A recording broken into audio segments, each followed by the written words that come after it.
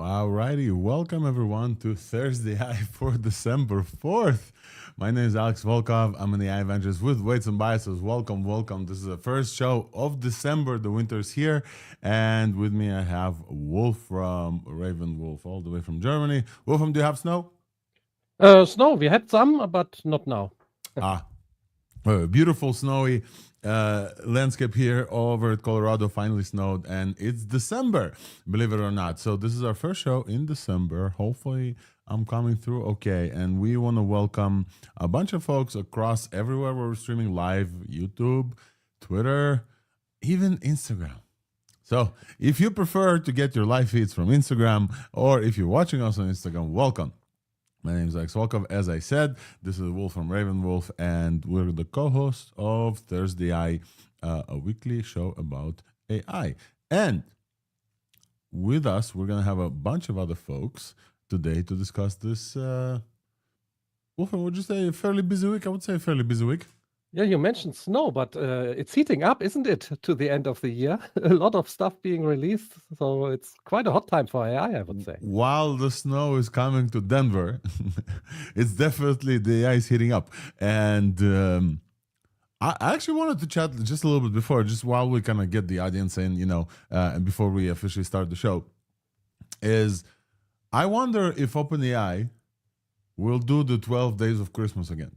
Because for folks who maybe not been following us for over 2 years, last year, just a little after ChatGPT's second birthday, OpenAI released an announcement that they're gonna do a week, like 12 days of releases before Christmas.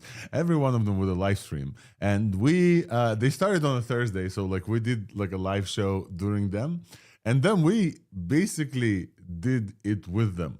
And we've collected most of the releases, and they released like a bunch of stuff. I don't even remember, Wolfram, I don't know if you remember what specific things they released during that. And I was thinking, that was a lot of work for us as well. Like, I'm assuming there's a lot of work for OpenAI to organize the 12 streams, etc. It was a lot of work for us to cover everything that they did. I'm not sure we're going to do it again this year. And also, they have different priorities this time. Yeah. And also, this year, both Christmas and New Year's are falling on a Thursday. So we'll see how we're going to keep you up to date, maybe via Twitter and not via live streams. I do want to take a break. I think a well-deserved one for this Christmas and New Year's. But we'll make sure that somehow you're up to date. So if you are tuning in to ThursdAI to get your news from AI, like you will today, you will definitely stay up to date. I will also welcome Nistan to the show. What's up, Nistan? We're gonna replace ourselves with some kind of Kling or Wandy to do the ThursdAI for something like Kling avatar, probably. Yes. Yeah. I just do avatars for New Year's because it's coming, right? It's inevitable. Yeah, it's gonna look a lot better than us eventually. So yeah, and AI will be the ones watching it. yes, and the bots will watch it. Well, for now, it seems, maybe I'm wrong, but at least for now, it seems that who's watching us right now, who's tuning in right now on the live show, is all great people. So I see a bunch of friends in the audience on Twitter Spaces. I know many people just switched into YouTube as well. I'm already getting comments that people will not allow me to take the 25th off, so we'll figure something out. Thank you.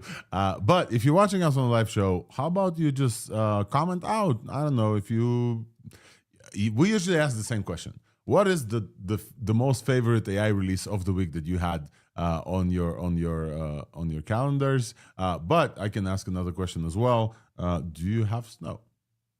This is an AI podcast, but like if you have snow outside, please feel free to comment and tell us whether or not you do have it. Take some pictures and post them, but no AI generated ones, please. Yes. As far as the eye can see. Yeah. Too much snow. Snow. Alrighty. We also yes, we have Yam joining us as well. Welcome, Yam Peleg. How are you doing, sir? Great. How are you guys? I'm assuming no snow for you.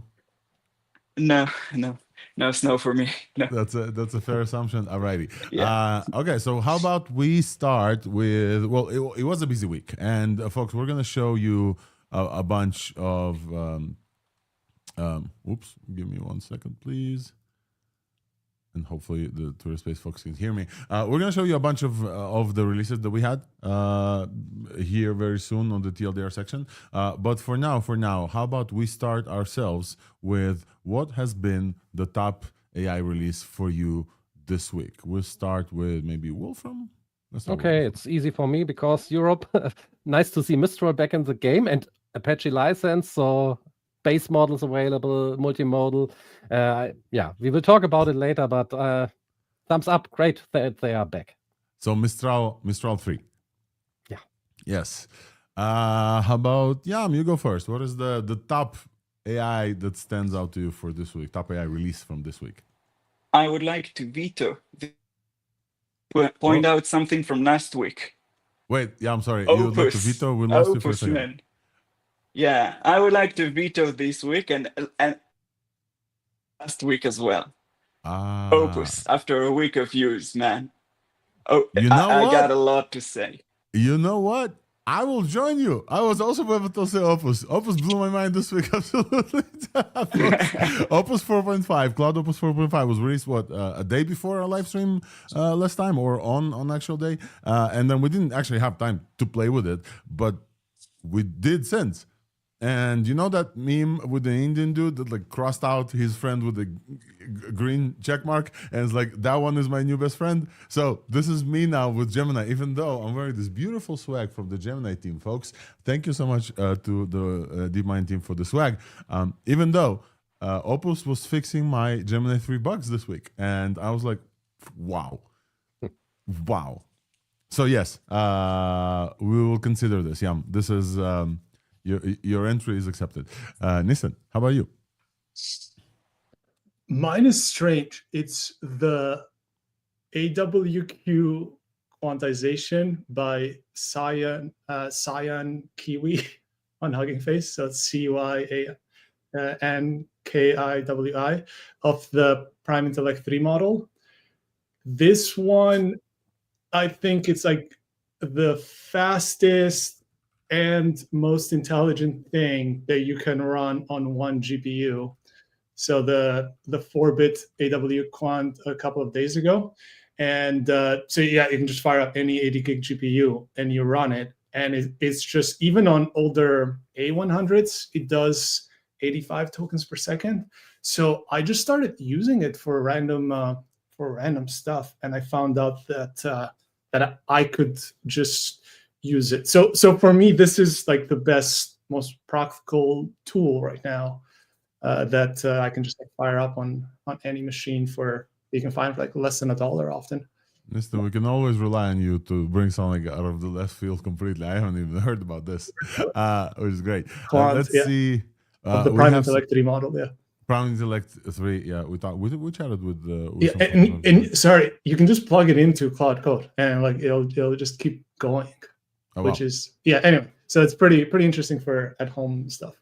From the comment section, from Milos, we have DeepSeek Special, which DeepSeek was released. Yeah, we're going to chat about this as well. That's very interesting. And then we also have some folks asking whether or not they could,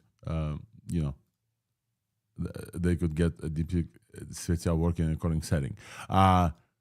This is not a comment, but hey, we encourage you, if you're on Twitter and listening to us, just repost the stream for us. That'd be great, so that more eyes can see this on the stream. And hopefully, if you are in Twitter Spaces, please give us a thumbs up. It doesn't look like you can comment for some reason. Oh, I know what that is.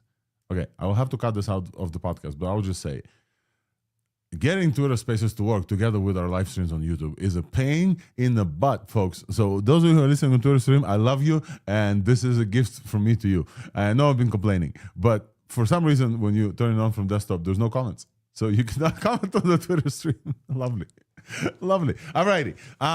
So mine was also Opus, but if I would to focus on the releases of this week, I would just say I think the biggest deal was probably DeepSeek.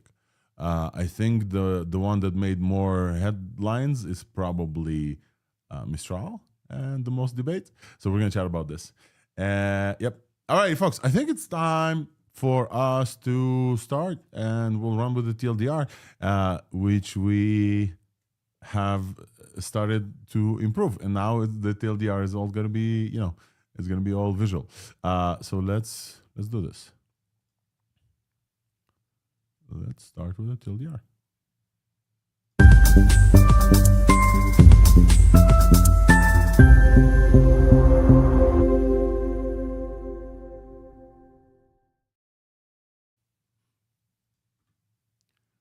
Let me just pull up my beautiful nano generated thing for you guys, right here, and we will share it on the screen. So this is the TLDR. This is the section of ThursdAI where we talk to you about everything that happened in the world of AI for this week briefly, so that you'd stay up to date super quick. And then we will go and dive into the topics that are most interesting for most of us. I think we'll start with open source here. Let me just share. Okay, like this. We'll start with the open source stuff here. Okay, so we'll definitely have to talk about DeepSeek. DeepSeek has been on the radar for a while. Obviously, not only us. And I think DeepSeek V3.2 was already released before as an experimental model, and this time DeepSeek released with DeepSeek V3.2 and also V3.2 Special, or I don't know how to pronounce this. Wolfram, any ideas how to pronounce Special? I think it's Italian. Speciale. Yeah. They're open reasoning first models rivaling GPT-5 and Gemini 3 Pro with gold medal Olympic wins. 685 billion parameters, MOEs with MIT license. We will dive deep into what DeepSeek is, but it's now the second most intelligent open weights model and ranks ahead of Claude 4 and Claude Sonnet 4.5, at least for some stats. So DeepSeek and DeepSeek Special, very, very good benchmark, very, very impressive. Not to kind of fall behind them as well, Mistral, the French company, released, well, one of the French AI companies, probably the top one in Europe, I would say. Wolfram will correct me. Released Mistral 3. Yeah. We have covered Mistral on the show ad nauseum. Every release we pretty much like follow up with them. 2 releases this week. Mistral Large. It's a 670 billion parameter MOE, so bigger than DeepSeek, right? But almost the same size. 685 on DeepSeek, 675 on Mistral, with only 41 billion parameter active. 250,000 context window, and apparently only trained on their smaller cluster. There has been some debate about how well this model does. It's not a reasoning model, it's an instruction model. And then they also released Mistral, which is their version of the minis. Mistral 3B, 8B, and 14B. No longer 7B, Mistral 8B. They are multimodal for the first time, I think, for Mistral. And then they're doing pretty well to run on phones, etc. The 3D runs in the browser with WebGPU and Transformers.js, which is super, super cool. And we'll cover Mistral at length. Those are the reasoning models. So these, it's a small but thinking models. And they had multimodality before, but it's now standard across all of these sizes. Yep. Then we have another release, this time completely from the US, not from the West. We have Trinity from RCAI, ARCEEAI, and Lucas from RC is a friend of the pod. Generally, RC are friends of the pod. They will join us. Lucas will join us later in the show. So stay around with us, because last week we talked about Western labs only fine-tuning models, and here is a full trained, full weights released, US model, American infrastructure, Apache 2 license. We'd love to see this, and we'd love to chat with Lucas Atkins about this live on the stage. So please stick with us. It's going to be very interesting to talk with them. Very interestingly, RC posted on their Twitter exactly about what I'm going to ask them. So, that's helpful. Trained in the USA, together with Tautology and Prime Intellect, and that's great. And then we also have our friends from News Research release an update to Hermes 4.3. This is a fine-tune of Seed OSS. They've trained this with decentralized Psyche run on the Psyche network, and that's great as well. Oh yeah, okay. Let me continue to the big labs, and Wolfram, give me 1 second. That's my bad. I didn't send you guys a link to also review. So here you are. On the big labs, this has been a very interesting week. So tons of researchers and developers have left to 2 conferences. There's the reInvent in Las Vegas and the Newer IPS conference in San Diego, California. If you are there, by the way, Newer IPS, and you're tuning in, please welcome to visit the Weights and Biases booth while you're there. And apparently the talk of the town in Newer IPS is fine-tuned plus RL models like Cognition and like Windsurf did, but also ChatGPT's Code Red. So this week was ChatGPT's 3rd birthday. So ta-da, celebration. Where's my applause? Celebration to, let's see if I can do this here. No, I turned off reaction. So celebration, ChatGPT 3rd birthday. Can you believe it? We're going to chat about this. And also on the 3rd birthday, apparently Sam Altman announced a code red within OpenAI as a response to Gemini and the fact that, you know, they've been growing crazy, but it does not look like they're going to hit that billion weekly active users. So it's still in 700, 800 or so. And so apparently there's going to be a bunch of new models coming out from OpenAI. Some codename Garlic with some stuff. Apparently 6% daily active drop post Gemini 3 launch. So this was a breaking news from the information. And some Altman declared code red and something about Garlic. We're going to chat about this as well. And then also in big labs, Amazon came back with Nova 2 with an agentic enterprise push model, Nova 2 Lite and Nova 2 Pro and Nova 2 Sonic, which is a speech-to-speech model, and even an Omni model, an Omni unified text, image, and video and speech model with 1 million context window. That's pretty great. Besides this, on the big companies and APIs, let me see if I'm covering everything, because I'm showing you the infographic. I think that's pretty much it on the big companies, unless folks here on stage have a correcting thing. Anthropic purchased BAM, which is very interesting, by the way. Yes. Oh, whoa. Yama wanted to highlight you as well. And there has been a few purchases. Anthropic purchased Bun. OpenAI purchased our competitor Neptune.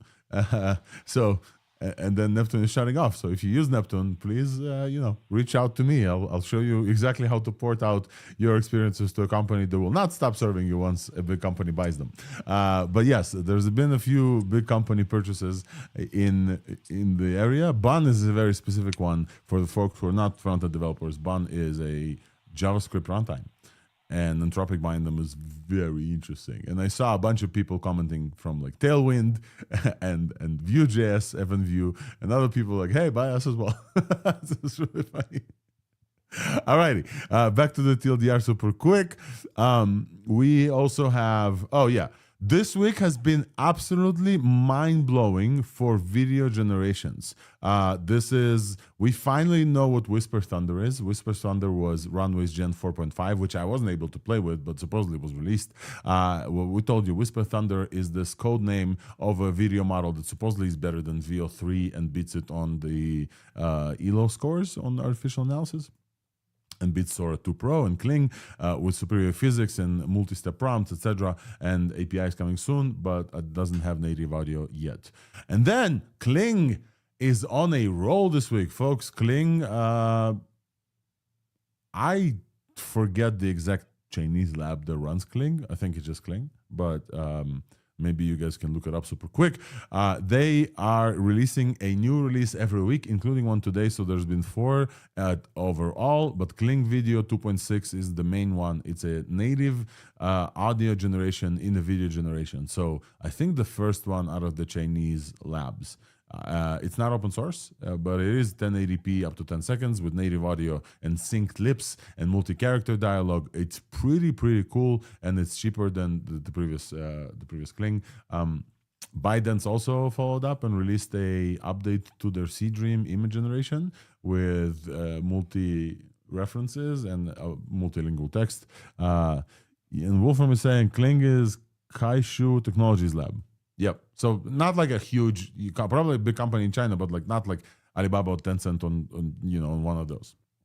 So ByteDance released Seedream. ByteDance also released another video generation, and then on the image side, this one is very interesting. I think this is a US based lab. If you guys remember last week, ByteDance Z image or Z image, super like Z image turbo. But while we're waiting for the edit, a company called Pruna came out with P image, which is better and faster and cheaper as well. Generation under 1 second and edits under 1 second as well. And it's like super cheap. It's like 4 cents, less than 4 cents, 0.4 cents. So I'll show you P image super quick. And then Kling also released another one. This week's guest on the show is Lucas Atkins, CTO of RC, and we're going to talk about why US trained MOE matters and Trinity architecture and making inference cheap as well. And I think that this is pretty much it. Besides, I haven't chatted about the weights and biases stuff. I will tell you about the weights and biases stuff. So on the this week's buzz, this week we have released a LLM evaluation service that you can just point to any OpenAI compatible API and we'll run the evals for you, which is super cool. Alrighty, folks, I think that this is it. Wolfram, anything big I missed? Microsoft released a new, very small actually, not big, version of their Vibe, what's the name? Vibe chat. Wait, I sent you a link on the text generator, or Vibe Voice. Vibe Voice, that's the name. Voice real time this time. So the special thing is that it can be used when streaming and it can start generating as soon as the first token gets in. So it's very fast. Only English and I think Chinese. So that is a bit limiting for multinational or multilingual speakers. But that is also a release that I appreciate. Vibe Voice. Okay. I found it very funny how people were posting about it. Some were like, here's the backup just in case. Other posts were as soon as they posted it, if it goes down, just hit up Maziar for the backup weights. Because you're alluding to the fact that Microsoft folks tend to rush into Hugging Face and then some legal department catches up and just takes it down as they did and continue to do. Yeah, this happened with the last Vibe Voice release. So and Wizard LM. That too. That's a big one. Alrighty, folks. How about we start with open source? There's a lot to talk about. Yeah? No? Yes? Alrighty. Start with. I just wanted to say the very cool thing with this is that it can hit sub 300 millisecond response time, depending on what hardware you have.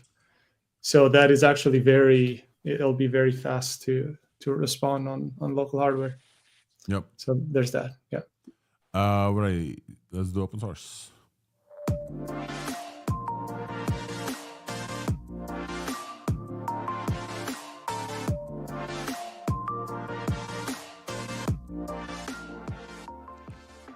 Open source AI. Let's get it started. We are back with the open source corner, and the first thing that we have to chat about, obviously, is DeepSeek. DeepSeek, the whale is back, folks, with a banger release. I wouldn't say that we've seen a release from DeepSeek at the scale of DeepSeek R1 from last year. But since then, DeepSeek has continued to innovate and continued to send us updates to their models. We had the math model, and they're focusing on math as well. And then DeepSeek V2 experimental was already a thing, and now DeepSeek is releasing an update to their DeepSeek V3.2 and a new model called V3.2 Special. That's how I'm gonna pronounce this, and unless the Chinese-speaking folks at DeepSeek want to correct me with their accent, it's DeepSeek V3.2 Special. Alrighty, so what do we know about this model? As I said in the TLDR, it's 685 billion parameters MOE. It's MIT licensed. Open reasoning first models rivaling GPT-5 and Gemini 3 Pro with gold medal Olympiad wins. This is, folks, very impressive. This is very impressive because, just because it's very impressive. They have achieved, at least with Special, 96% on AIME versus 94 at GPT-5 high, which is very, very high. Live code bench of 83. Reasoning first models. I want to show this. Let me. How can I show this? I want to show this. Give me a second. Yes, I want to show this. This guy here. Let's see if you guys can see this. Hopefully you can see this. Yeah, so this is the eval chart for DeepSeek. And then there's like, the evals from DeepSeek are hard to read, but it's okay. Humanity's last exam, the DeepSeek V3.2 thinking, those are reasoning models, gets 25. DeepSeek Special gets 30, 25 and 30. The only one that beats Special is this gray one, and I don't know which gray it is. I think, is this Gemini 3? Yes, this is Gemini 3. So Gemini 3 is the only one that beats DeepSeek Special. So again, open source models beating most of, if not all of the frontier models on very hard benchmarks like Humanity's last exam. I absolutely love this. I don't know if you guys can see this. Let me zoom in here a little bit.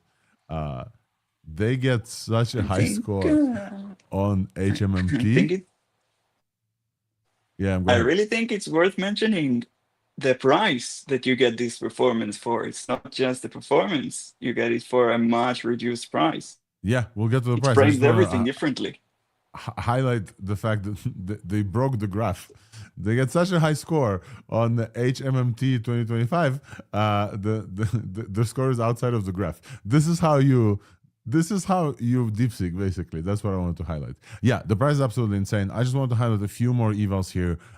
This is a coding model with the genetic capabilities. So terminal bench is at 46. Not state of the art, not Gemini 3, but definitely beats Claude Sonnet 4.5 and GPT-5 High.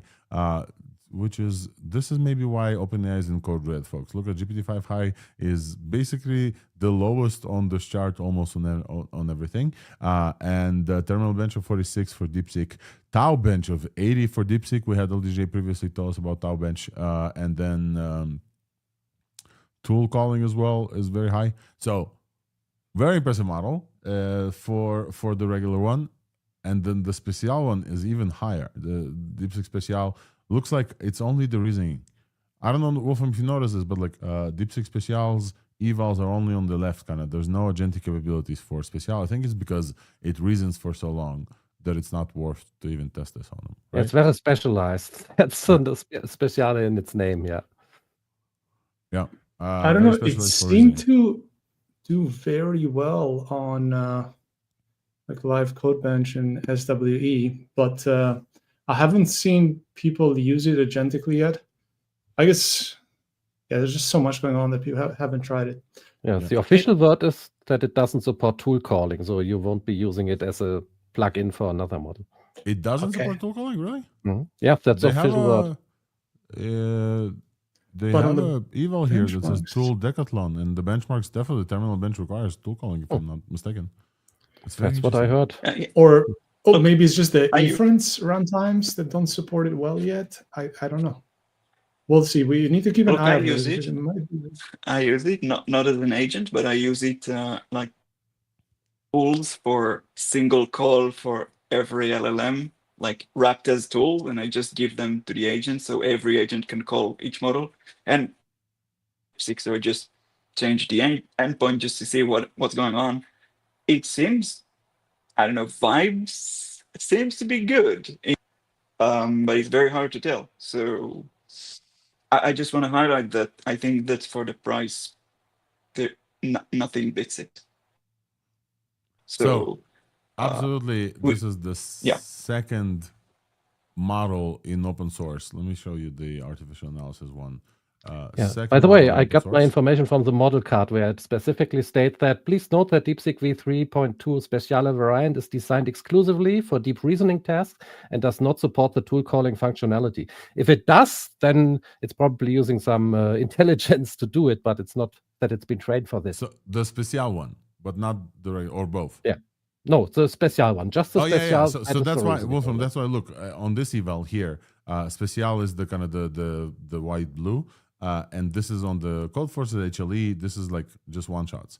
Then on this kind of, you see this line. This side, the right side, Sweet Bench Verify, Terminal Bench, Tau Bench, and Tool Decathlon. All of them like require tool use. This is like Special is not here. This is just DeepSeek v3.2, DeepSeek v3.2, and then that supposedly is gonna fit into some harness. But I wanted to show it's like the number 2 model, open model on the tool calling, and now it's like right here, just behind GPT Codex, etc. It's a very impressive release for sure. What else can we tell you about this? Let me see super quick. Let me see if my notes are pulled up. Live code bench at 83. Special is the gold medal one, and I think that's gonna be a very specialized one. But I think the price. Yeah, let's talk about the price. It's absolutely absolutely ridiculous for the price. Let me see if I have the price here. They also have their specific DeepSeek sparse citation DSA for long context efficiency, and 2 to 3 times cheaper, 128K inference without performance loss. It's very, very impressive. On Open Router, Klein, and Atlas, it's at 28 cents for million tokens. It's absolutely ridiculous. Oh, Yam dropped. But yes, LDJ is with us.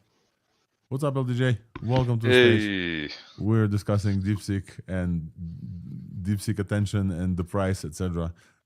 Any comments on this release from them? Yeah, it's looking good.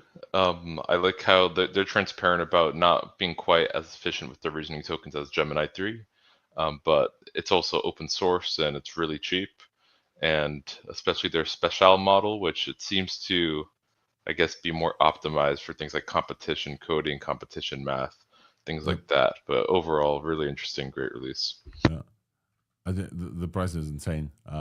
Absolutely insane. Local inference, if you can run this on M3 Ultra, folks are running this with 21 tokens, and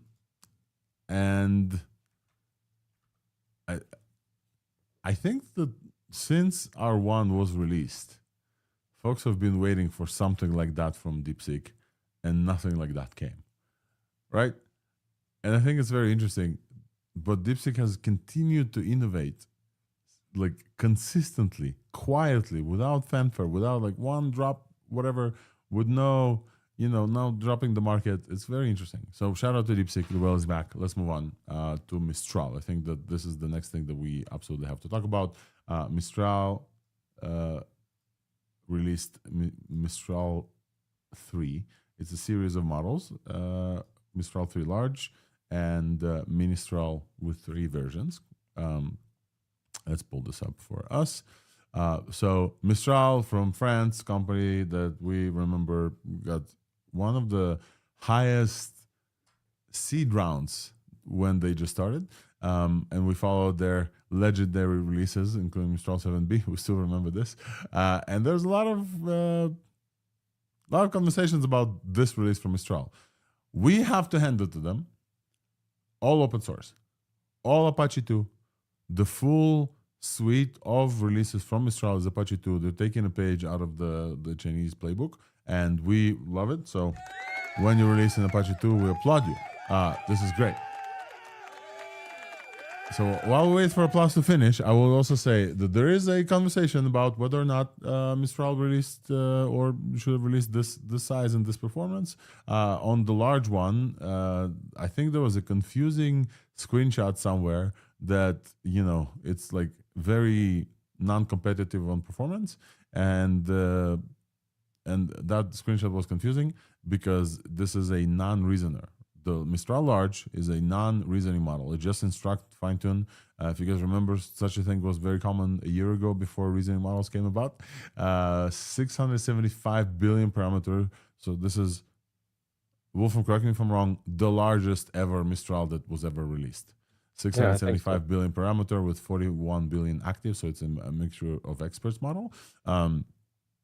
The previous mixture of experts was called Magistral. So it looks like they're kind of like combined things.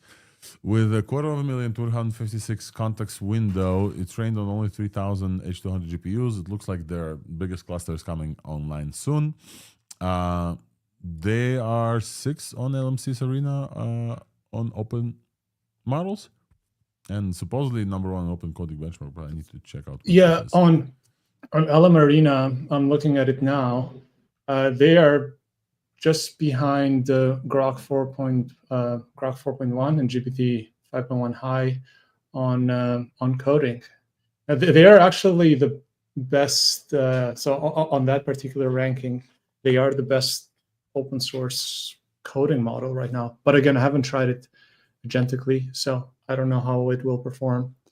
But yeah, so whatever that is worth on LM Arena, it is actually scoring as one of the best coding models on open source there. On LM Arena, which is user-generated comparison, but mostly one-shot, right? Or are you talking about the code? Yeah, it's mostly one-shot. So I think, there's something either with this benchmark that I think either tool calling wasn't run correctly, because the model seems to be a lot better than what the benchmark leads to be, at least when I tried it.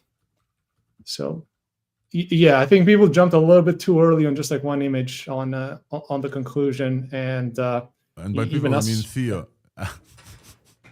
I'm assuming you saw this, but yeah, some other folks as well. This is the image that they saw on artificial analysis, which has a intelligence score, which is kind of like a weighted average of 10 evaluations: MMW Pro, GPK Diamond, Humanities, Last Exam, etc. Mistral Large 3 is I don't know how far down the line here they are, and what the folks from Hugging Face is calling out that this is the only 2 models that are on this list that are non-reasoning. There's this light bulb thingy that artificial analysis shows when it's a reasoning model, and so Mistral Large 3 is supposedly like very much behind. I can't zoom out. It's supposedly very much behind the rest of the pack, but it's only behind GPT 5.1, which is also non-reasoning. Everything else is reasoning. LDJ, please go ahead. Yeah, I was going to mention, this is also a non-reasoning model, which I think is interesting there. And I don't know if you guys remember, but there's some Cognition had run some tests when GPT 4.5 had come out and comparing it to some other reasoning models of the time. And what they noticed is the types of questions that it excels at. It seems to kind of be different and kind of more bigger picture things involving like cross-system dynamics and things like that.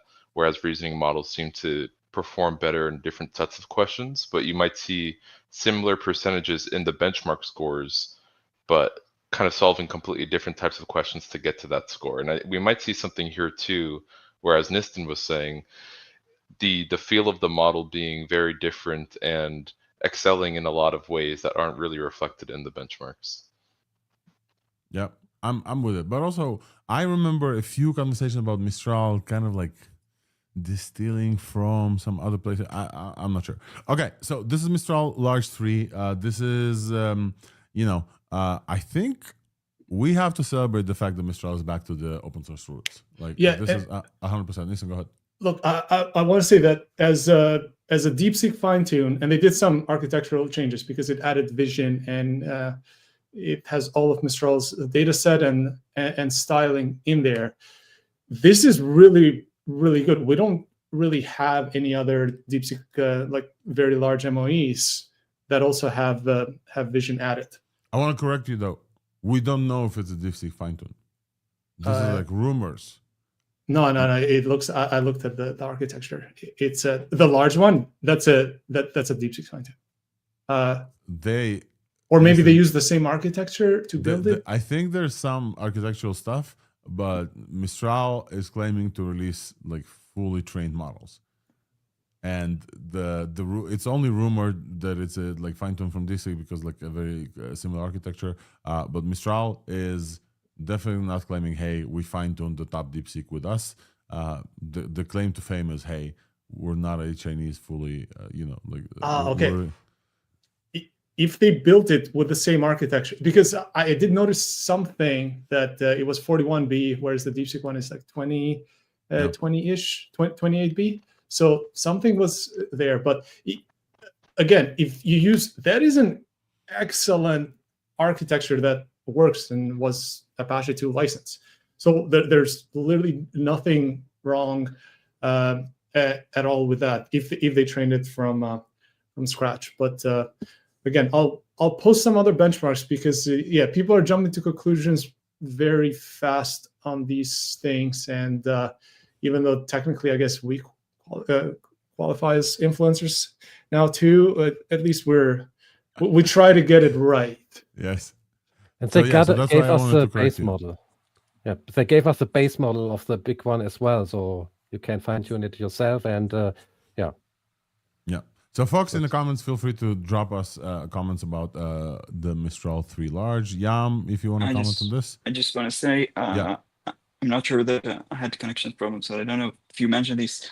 Mistral Large 3 became the first open source model on Code Arena, which is notable to be among all the above Qwen 3 Max. And also, it just seems like 2 different releases under the same release. I mean, the Mistral series is absolutely golden for their so let's talk about the There Mistral. is no doubt about this. But I mean, it's like completely 2 different subjects. The way it looks, but which I would say Mistral kind of missed their chance to celebrate a continuous stay in the news type of releases that Kling is now doing, where they could have released Mistral 3 and then followed up with Mistral 3s. So let's talk about Mistral. Also fully open, edge models focused on edge, vision enabled for the first time, but as I saw that they didn't post the vision evals, so they're not like super proud of the vision performance. It's there, but it's not like the best, etc.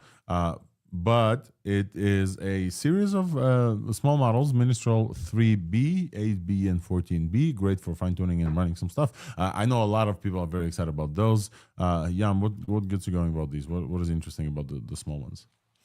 They are powerful, and you can run them on edge. They support vision. Look, it's very hard to claim that they are the best for their size because there are so many models at this point, but I think it's fair to say that they might be the best for their size.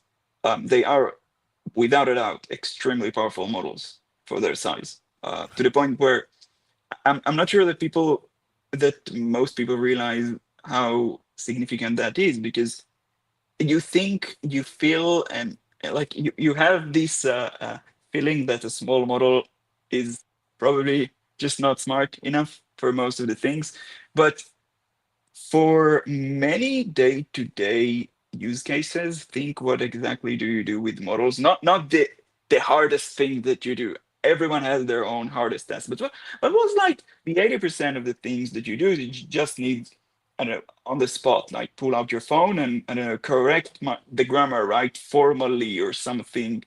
These models are extremely good for this, and they will run on edge on your phone. That's huge. That's huge. It's like a huge thing that we get for free, and for free. It's Apache 2.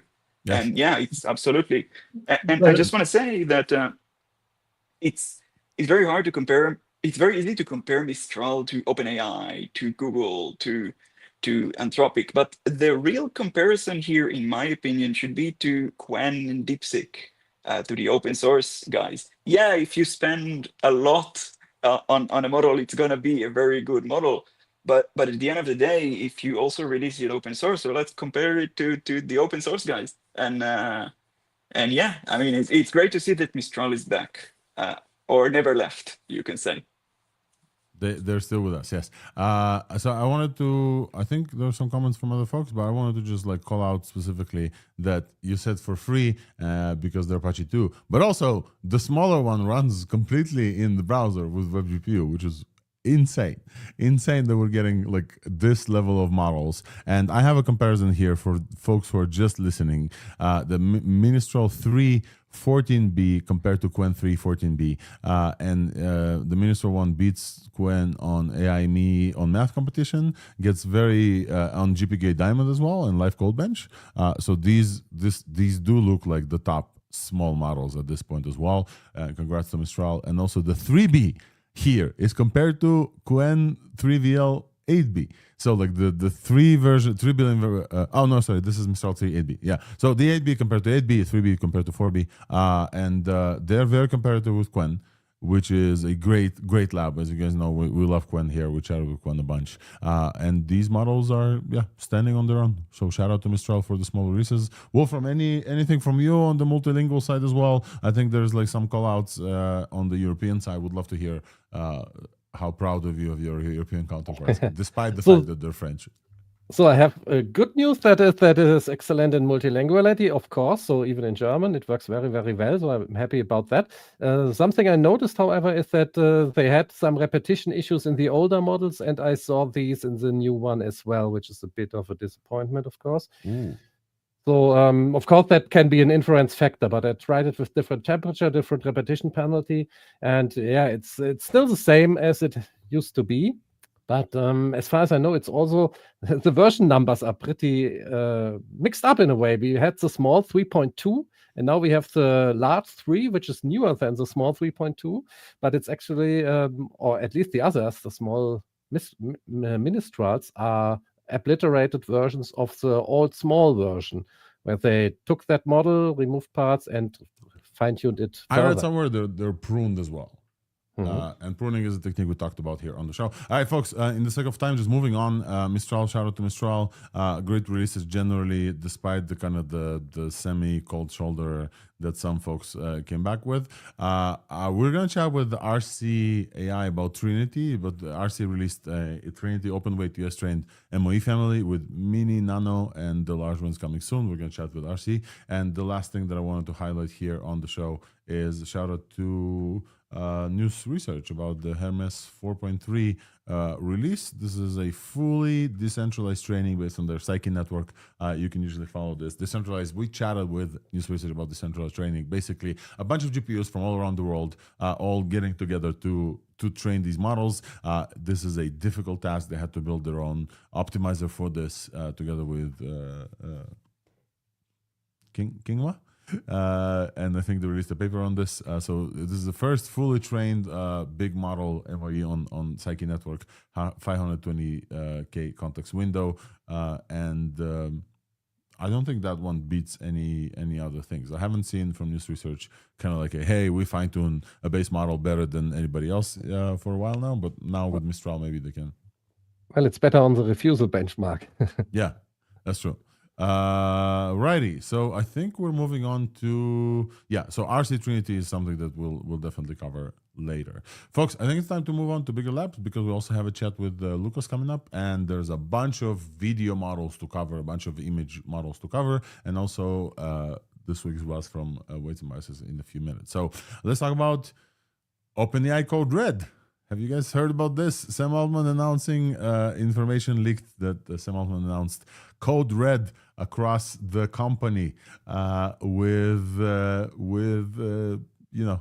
and here's the rationale. So first of all, let's say the context is it's been 3 years of ChatGPT, or third birthday from ChatGPT. So like 2 years of ChatGPT. Is that am I being very dumb? Like I know, like I haven't slept enough. ChatGPT was released at November 2022. 2022, right? So 3 years. 3 years. Yeah, exactly. Oh. Yeah. It could have been 4, but it's close enough. Yeah. So 3 years of ChatGPT that came in and changed, I think, all our lives, and is continuously affecting 1/10 of world population's life on a weekly basis. I think the numbers they claim is around 700 to 800 million active users. So congratulations, ChatGPT, on the 3rd birthday. Definitely affected my life very, very significantly, as most of us. And in this week, OpenAI declares code red. I think I have an alarm sound somewhere. Not this one. Because apparently, according to the information leak, they saw a 6% daily active user drop post Gemini 3 launch, because Gemini 3 launch was dope. And I'm representing them with this beautiful hoodie that they sent me. What does code red mean? Apparently, all side projects and apparently ads or side projects are paused. Shopping bots are paused. Assistants, etc. Work on additional stuff is paused. They have daily war rooms. They're going into focus mode with speed and personalization. I want to say that I'm having constant conversations with my girlfriend, and actually one thing I want to call out in the context of the birthday thing, multiple evenings we now find ourselves both working, and we're sitting side by side with laptops, and we both talk to our individual AIs, and kind of like I'm coding, she's like working with like other AI agents. This is not the future I was imagining like 3 years ago, but all right. And she continues to complain about GPT. And so Gemini definitely stepped in, and OpenAI needs to catch up, because some people are kind of getting tired-ish from the OpenAI stuff. So that's very interesting. So in response to this, what happens in response to this? The information said that there's a secret project called Garlic. Apparently Sam Altman loves the stuff, including smelling of it in some meetings in YC. There's some stories. But also they have a new LLM in development. Internal test looks like it beats Gemini and Claude 4.5 on coding and reasoning, and it's a like much more efficient one, and it's targeting GPT 5.2 in early 2026. But also there's some other models as well. Folks, comments on this code red situation, comments on whether or not OpenAI is catching up. LDJ, go first, and then Wolfram.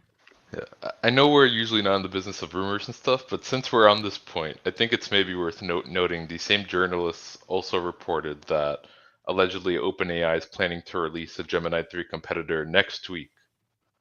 So if that actually happens, that'll be interesting. And apparently, which is not Garlic, which is not the kind of the upcoming. I guess whatever. so. Yeah. Because that one is like scheduled for 2026. Yeah, we're not usually in the business of rumors, but when it's like coming, yes. And also, next week is the 12 days of Christmas, and so if they're gonna repeat this again, we don't have any confirmation that they will. They probably have to release something that's gonna be interesting.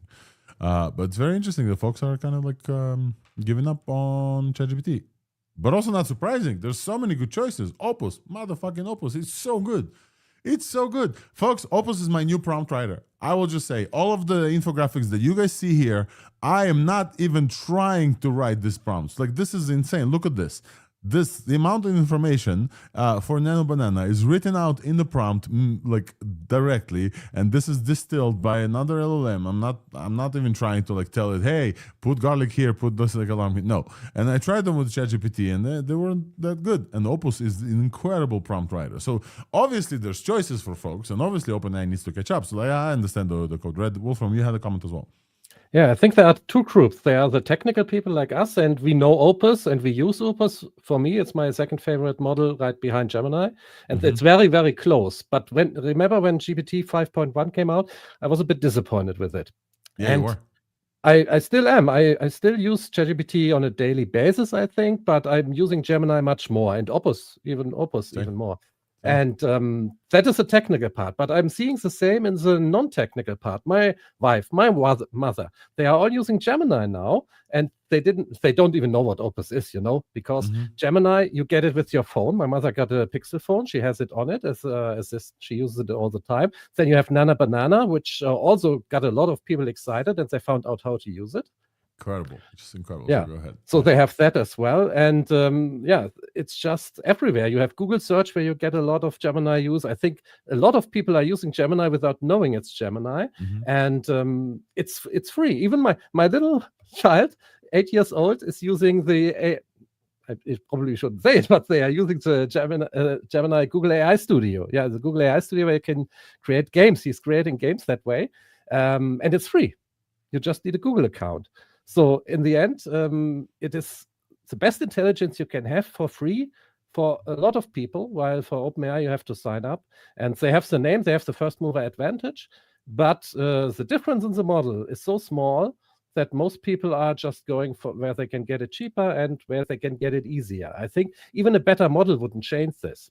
And the 4.0 controversy, I think that is also important to consider, that a lot of people loved ChatGPT 4.0 on the web interface, and they removed it, then they brought it back due to complaints, but they already told about sunsetting it, and I think a lot of people are also disappointed with the new one and are considering other options. So yeah, it's hard for them right now to have something much better. And they've tried to bring back some of the personality with GPT 5.1, that 4.0 charm, and I don't think it landed well with some folks. Like, I definitely see that it didn't land. Jan, go ahead. Yeah, I just want to say this is coming. We're not in the business of rumors, but this is coming on the background of a rumor that the 4.5 pre-training run was disastrous, and OpenAI didn't have a base pre-training run for a long time, longer than we thought. There is a rumor spreading around mainstream media about this. I don't know if it's true or not, but this might explain some things. However, I think that the vast majority of people, just like you're saying, will just use the default model. You can get a very powerful model on ChatGPT, but the vast majority of people don't even know that you can change a model. And again, it's useful to take numbers into consideration. OpenAI is still leading the market on like a huge margin at this point. And again, the app ChatGPT is just useful. I'm using ChatGPT all the time. Not even, I do use the powerful models for specific use cases, but it just works. It just works. I many times I just fire ChatGPT and just do the thing that I need to do because it just works. Even if I know that there is a better model for the thing that I'm doing, because it just works. It syncs between your computer, between your smartphone. Yeah, the other apps are doing it too, but it's just not as polished. And I think that changes. That is a very major thing for many people. I don't know what is going to happen in the future, and definitely, Claude was always a very good model for coding, but now it looks like a very, very good model for coding, above the others. So it's time to ChatGPT to catch up again. Yeah. This is and also, week after week we're getting these models. And just to remind you guys, there was this like insane week when Gemini 3 released, and then GPT Codex 5.1 release, and Grok 4.1 and 4.1 fast release, and then Opus came after that. And just I want to highlight, during this week I had a chance to be at AI Engineer and talk with some folks from Google, from Gemini, and from AI Studio, including Anti-Gravity. And I just want to show you a quick teaser from that episode. If you haven't tuned in, or if you're not subscribed to the podcast, you are definitely welcome to check that out. It's more of a standard conversation that I had with these folks, so definitely wanted to show you a little bit of a teaser just before we move on, that I chatted with those folks. It's on everywhere where you get the podcast. Let's take a look for a second. What I want, and to write that all out just always feels heavyweight to me, so we call it Yap to App, where we can just talk into the microphone and say, on screen 1 I want XYZ to happen, I want the color palette to look like this, screen 2, and I think it just helps you bring those ideas to life a lot easier, which is why I love it. And being able to annotate, you can annotate the screenshots. What? Yeah. Wait, really? Yeah. So think of it, everything is a primitive. Artifact is a primitive. Yeah. You can either have a text-based primitive, or you can have an image-based primitive. If it's I image, can tell it around this area, fix this button. No, drag. No, you just gotta click. All right, so we gotta work on our user education Okay, a bit, but just drag. It's like Figma. Wow. Okay. Little Easter egg. When it dragged the thing across my screen, when it did the drag in motion, I was like, what the? I didn't know It's it crazy. could drag. Yeah. I didn't know like the extent of the It stuff. can drag, it can scroll, it can, it can do everything. Yeah. Amar, you're leading the design. And I looked at some of the improvements there. Specifically, I noticed on the scroll bar, there's like little thingies yeah. now Yeah. that I can scroll back to chats, whatever. Yeah. There's a few like fairly innovative things in there that maybe people overlook. What are some of your favorites? What are some of the things that like you fought and wanted to ship, Yeah. and people should notice that they don't know? Yeah, I love the scroll bar one. I love that one, dude. that This was- is so good. That one was a really fun story too because And the fun story about the scroll bar innovation in AI Studio, you'll have to tune in to the ThursdAI episode with those folks. So I interviewed Amar Reshi, Kat Kampf, and Kevin Ho from the great DeepMind team. And that podcast is available everywhere you get ThursdAI. And if you want to see it, it's on YouTube. So this is kind of in response to, this is probably the reason why OpenAI have announced Code Red. We're going to be very excited to see their newer models that are rumored to come up, and also the Garlic one that's coming up later. Folks, we're about an hour into the show, and we are chatting about the big companies. Another update from big companies is Amazon, Nova 2. Like, I don't know, folks, this is enterprise heavy, enterprise focus. So let's take a look. Amazon has a, where's my bad, 1 second, give me a sec. Amazon has announced a series of models. Do we know if this is a fine-tune on the full pre-trained models, folks? I'm actually not sure. So somebody please. The Novas have been from scratch, but and I So have full tested pre-trained. them extensively before. You have? They were not very good before, and they had very high benchmarks and stuff. So I'm gonna err on the side of caution for this. But what they did do, which was really cool, is they added all the cool open source models to their AWS Bedrock. So now you can run Minimax and GLM and stuff on Bedrock. So I think that's like a far bigger deal than what they're selling here. But look at They this had jump. something interesting. The jump is very impressive, Nistan. On artificial analysis index, and I love those index like jumps with arrows. The Nova Premier and Nova Lite from before are jumping from around 30% to around 61%, and they're compared to Minimax M2 and Cloud Sonnet. This is like in the artificial analysis index. Again, this is not necessarily indicative of actual performance, but a very significant jump for Amazon. So good job on them. Yeah. The interesting thing that their CTO or CEO said was that now they can offer pre-training checkpoints so that you can finish off the pre-training in the way you want. So I think that's like the real enterprise application here. Yeah, so essentially you can continue pre-training the base model of this on your own, and that's what they're offering larger companies, I guess, or governments or whatever. So there is that. I mean, they will probably have quite a bit of business there, but yeah, as far as actual use, we don't know. So a few things that they released Nova 2 Lite, which is enterprise speed value. It's like much cheaper than the Nova Premier of before. Nova 2 Pro, which is a preview model, they call it Agentic Leader. I don't know why, but 70% on Sui Bench verified, 93% on Tau Bench.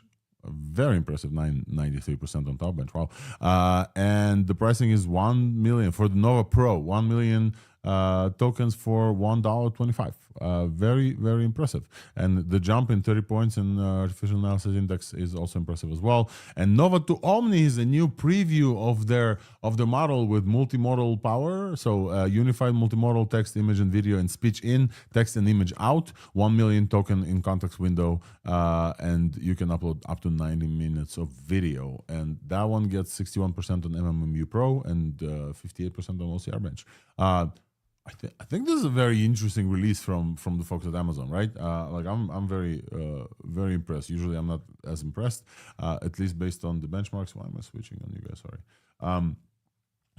Anything else about the smart? Oh yeah, and then Nova 2 Sonic is a speech-to-speech model from Amazon, and it's second on Big Bench Audio. And speech-to-speech is very important for enterprise folks who are building chatbots and kind of like call centers, etc. And we have a question here that folks are asking: is that free or paid? These is, there's no free lunch. This is an Amazon model. It's paid, but it's cheaper, significantly cheaper than the previous competitors. Other folks want to comment on some of the Amazon releases? LJ, have anything about these? I think it's interesting. Like you said, it's an impressive jump if true. I think we need to see how people actually end up incorporating into use cases and see how good it does there. But overall, if it all pans out, then it's really impressive coming from Amazon. Yeah, and I would just also want to show this guy that this is the benchmark table with Nova 2 Lite, which is like the smaller version of which is comparing to Gemini 2.5 Flash. And again, we didn't get 3 Flash yet.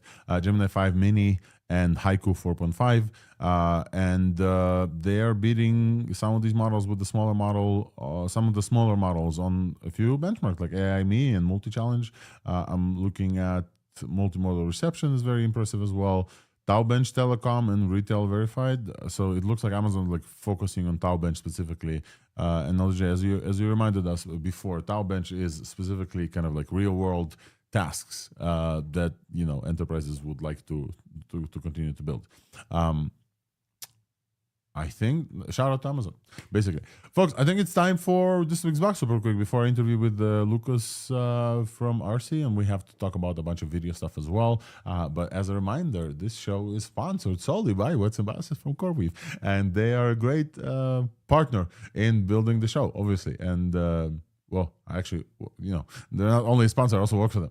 So besides this, this week's Buzz is a corner where I tell you a little bit about ours and our releases and the cool stuff. And this week we have a very cool one. So let's go. This week's Buzz.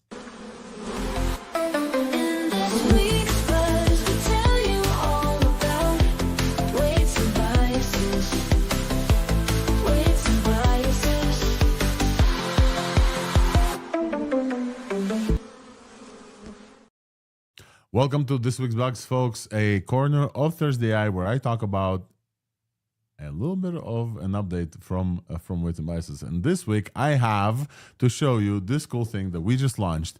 And I know for a fact that Lucas, who's going to come on the show, has been asking for something like this, and some other folks as well. If you want to evaluate models, how do you do it? Well, some folks run, the folks here on stage, if you want to be, feel free to drop. Well, some folks run some code. Some folks are trusting external evaluation partners. But running this code sometimes is complex and you don't want to do it. And maybe some of it requires GPUs. Well, we launched a new thing called LLM evaluation jobs in WB models. This essentially means two things. First of all, if you're training with Weights and Biases, you can evaluate mid-training checkpoints without thinking about this too much. Very, very easy to do. You already upload your artifacts as you train on Weights and Biases. As a reminder, most of the labs that we talk about usually use Weights and Biases for training experiments as well. You can very simply choose a mid-checkpoint and run evaluations on it. And evaluations, we have over, I think, 200 evaluations from Inspect AI, which is a kind of like a unified evaluation tool.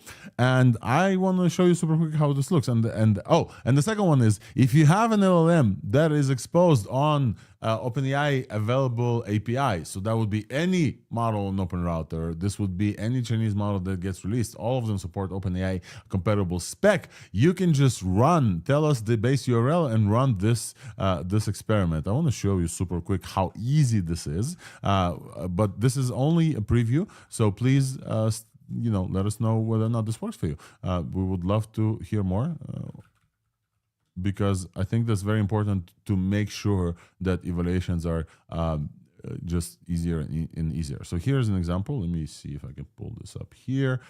So this is what's called Launch, or used to be called Launch. This is like a new thing. So now in Weights and Biases, when you go to just above inference, there's Launch, and then you can say evaluate API hosted model or evaluate a model checkpoint. If you have a model checkpoint, you can just select the model checkpoint here.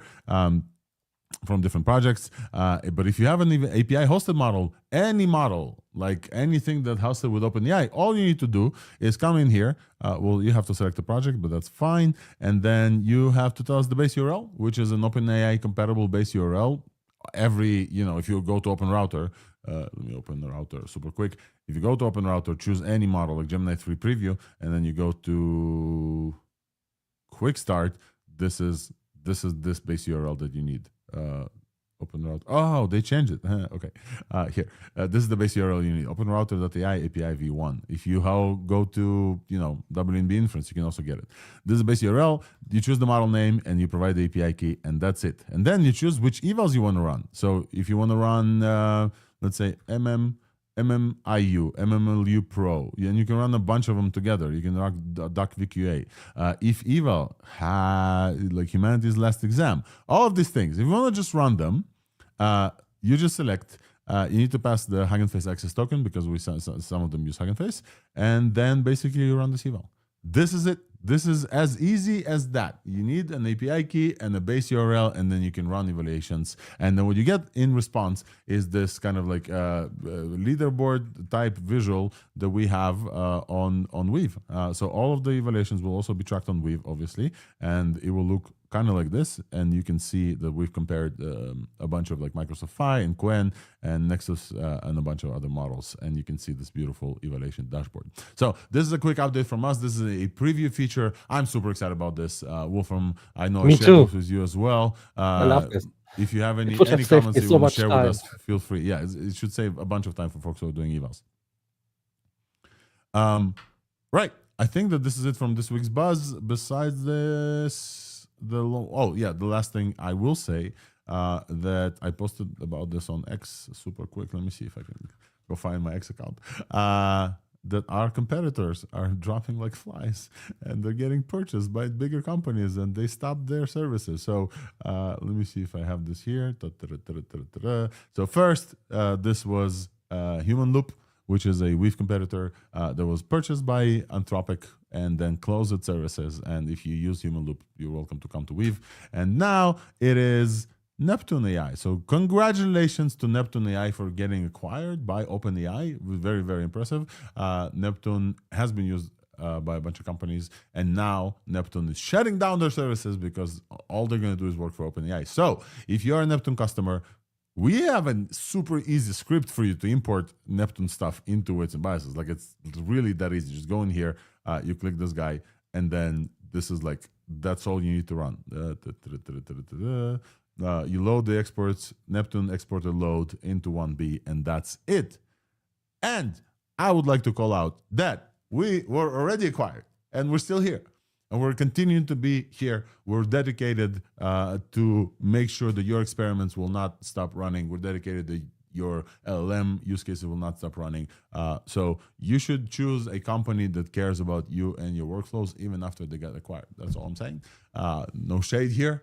It's all beautiful. Like, they probably paid a lot of money for Neptune and they want them to be focused on their mission. That's great. So if you use Neptune, feel free to try out Weights and Biases. And if you don't know how, DM us on Twitter. We're going to help you with the migration. Folks, this has been this week's Buzz. I'm trying to make these not boring. I'm trying to make these not ads. So hopefully this was very interesting to you. And now we're going to move on and chat with Lucas Atkins from RC about US-made full pre-trains. And then after this, we're going to move to our multimodal section. We're going to talk about a bunch of video models from this week, a bunch of image models from this week, including a demo that I prepared for you. So let's go.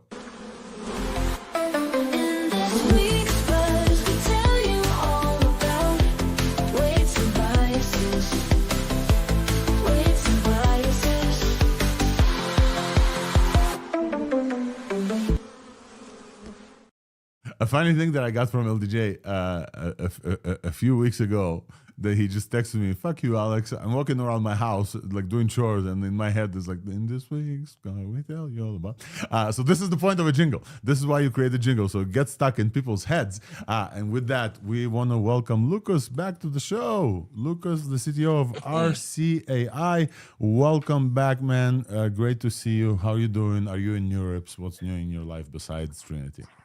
Hey, yeah, Alex. Good to be back. Yeah, here at NeurIPS this week. I think I'll be here till Sunday. So yeah, looking forward to it. Yesterday was my first full day. Massive amount of attendees this year. It's like super, super busy. So good chance to meet everyone.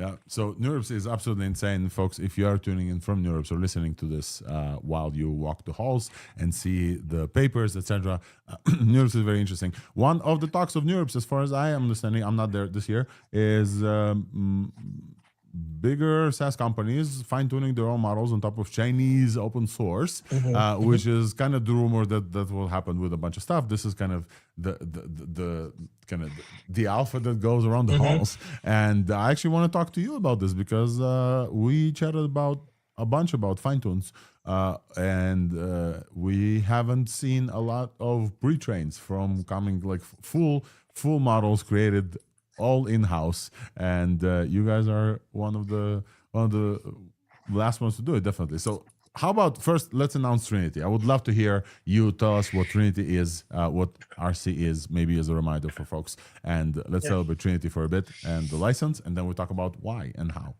That was a sick segue, by the way. Like, that was like super well done. So for those who don't or aren't know or aren't really familiar with RC, we've been around a couple of years, and very much, actually, we're kind of born in the idea of taking like open weight models and customizing them for enterprises, businesses, developers. And for a while, while Llama was still coming out regularly and competitively from Meta, you could say somewhat competitive, especially if you were like going towards a specific task. But over time, as the models have gotten, especially at the frontier, but even in the open weight world, larger, more capable, starting from like a US checkpoint, especially some that have like weird licenses, a la Meta, became a little inefficient and not really performative. You'd be starting from quite a disadvantage. And earlier this year, we kind of had some early experiments with pre-training and kind of trying to demystify the cost around it.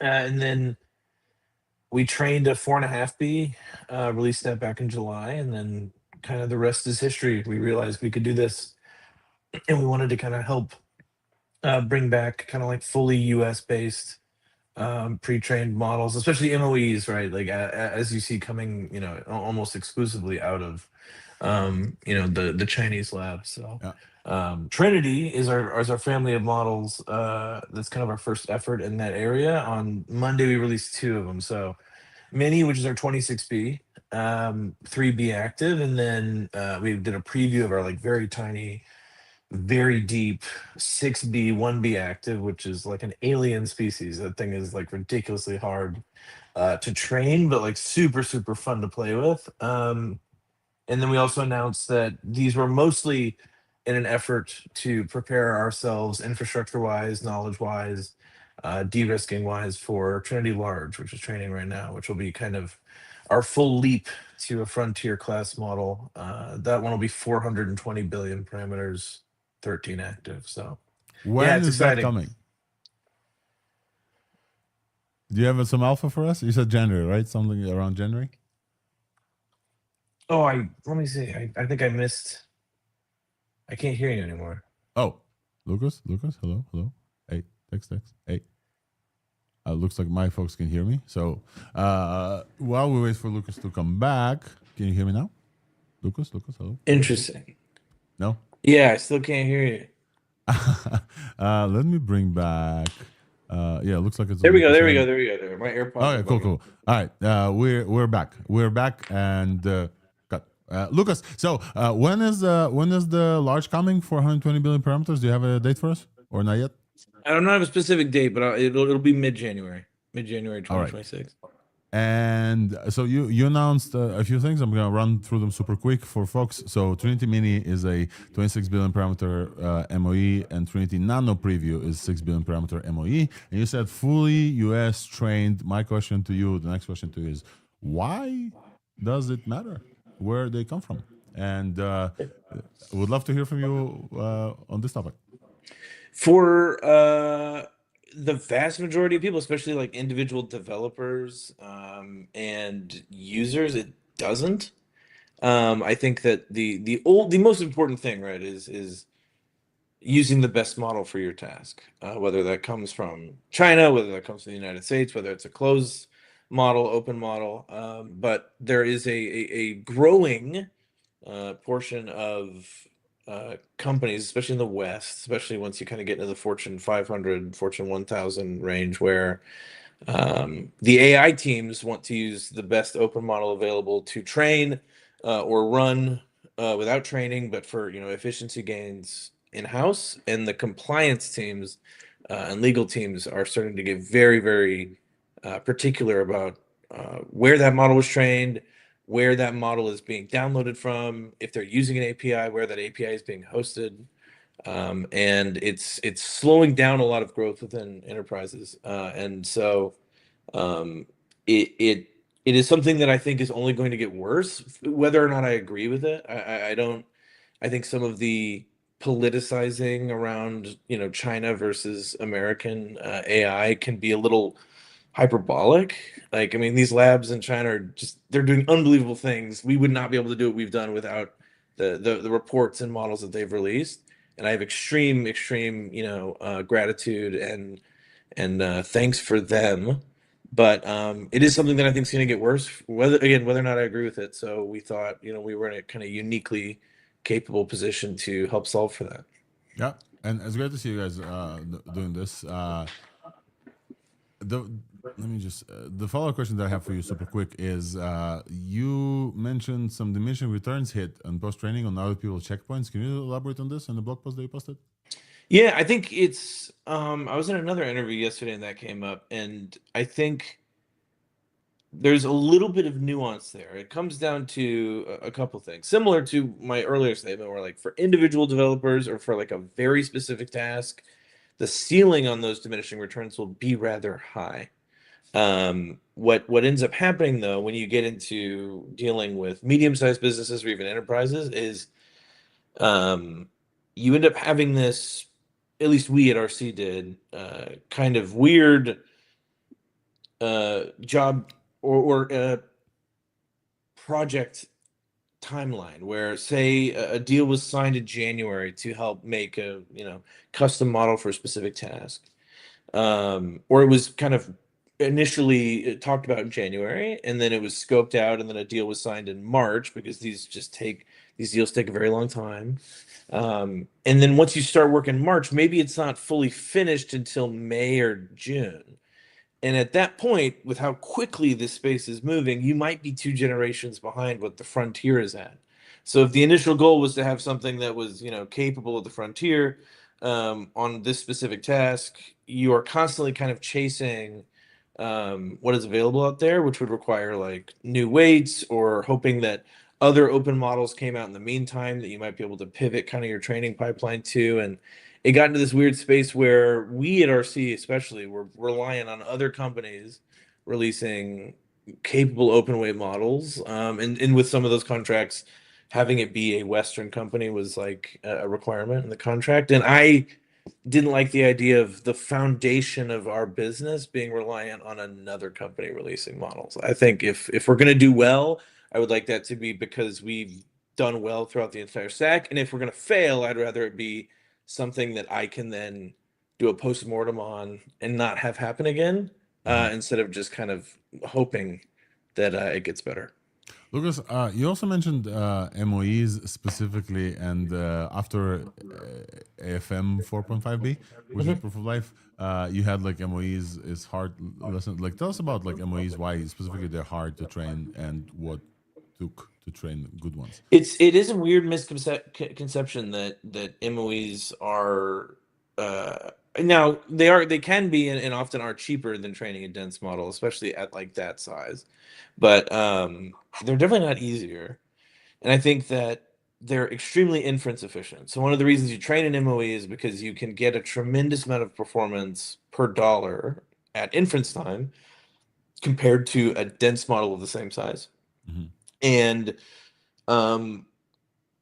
that becomes very, very, very pivotal now in kind of this RL paradigm, where you're doing a tremendous number of rollouts over, on a massive cluster, and you're generating many, many answers to a problem.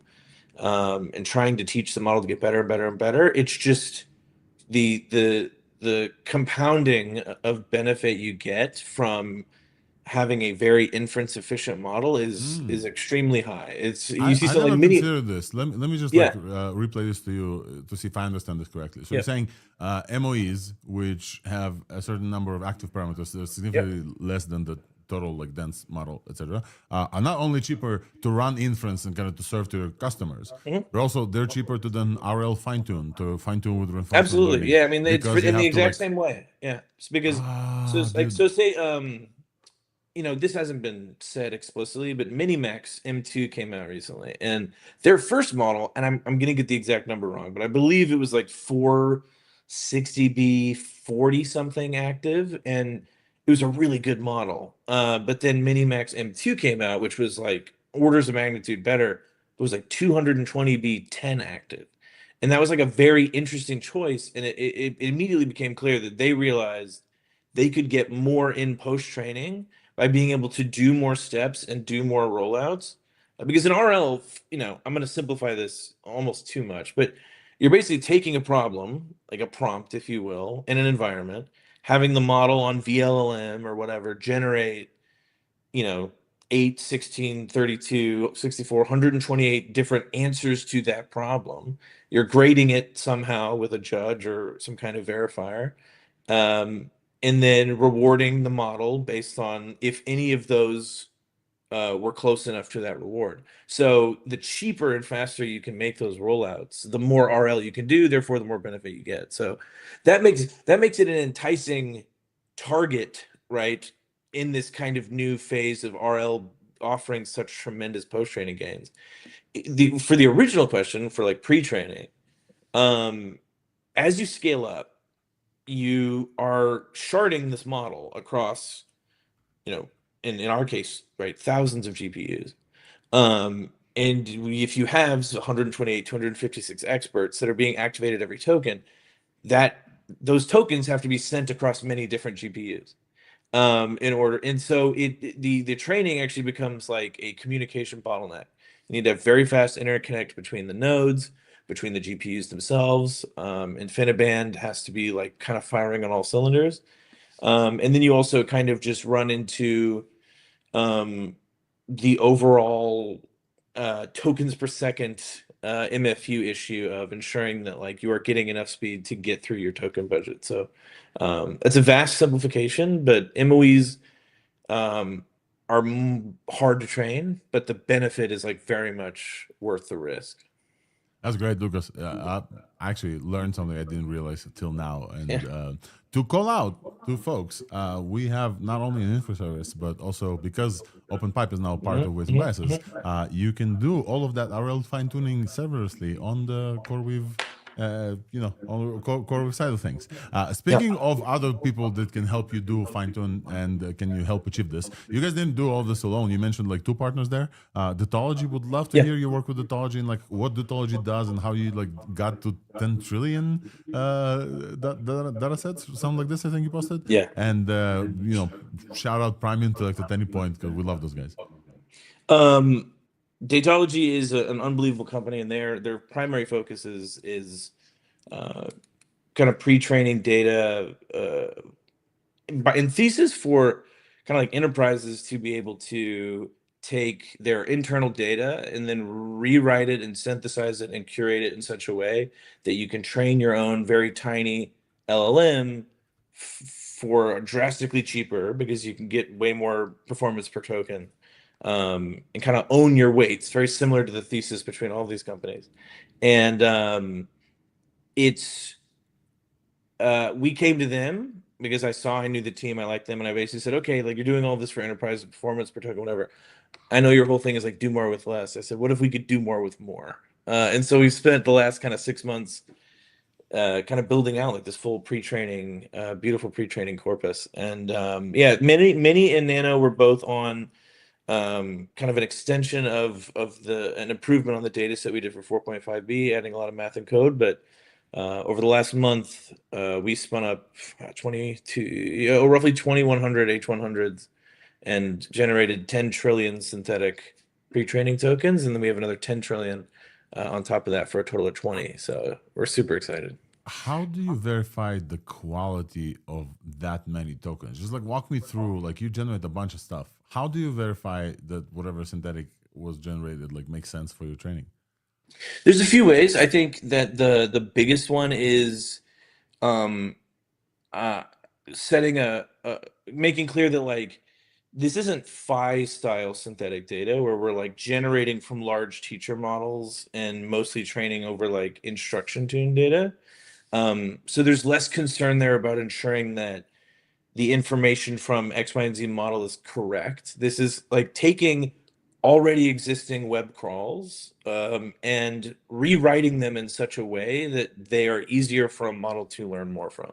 So verification becomes easier because it's less about having to, go out and prove some like highly, difficult to find scientific proof from a model. It's about, oh, is the answer to this thing or the fact in this piece of text the same as what was in the seed piece of text? So it's a little bit simpler. And then also they do a tremendous number, like beyond the synthetic stuff, everything is like super curated for kind of what you want it to be good at. So there's a tremendous amount of validation that goes into the stack that they built out truly.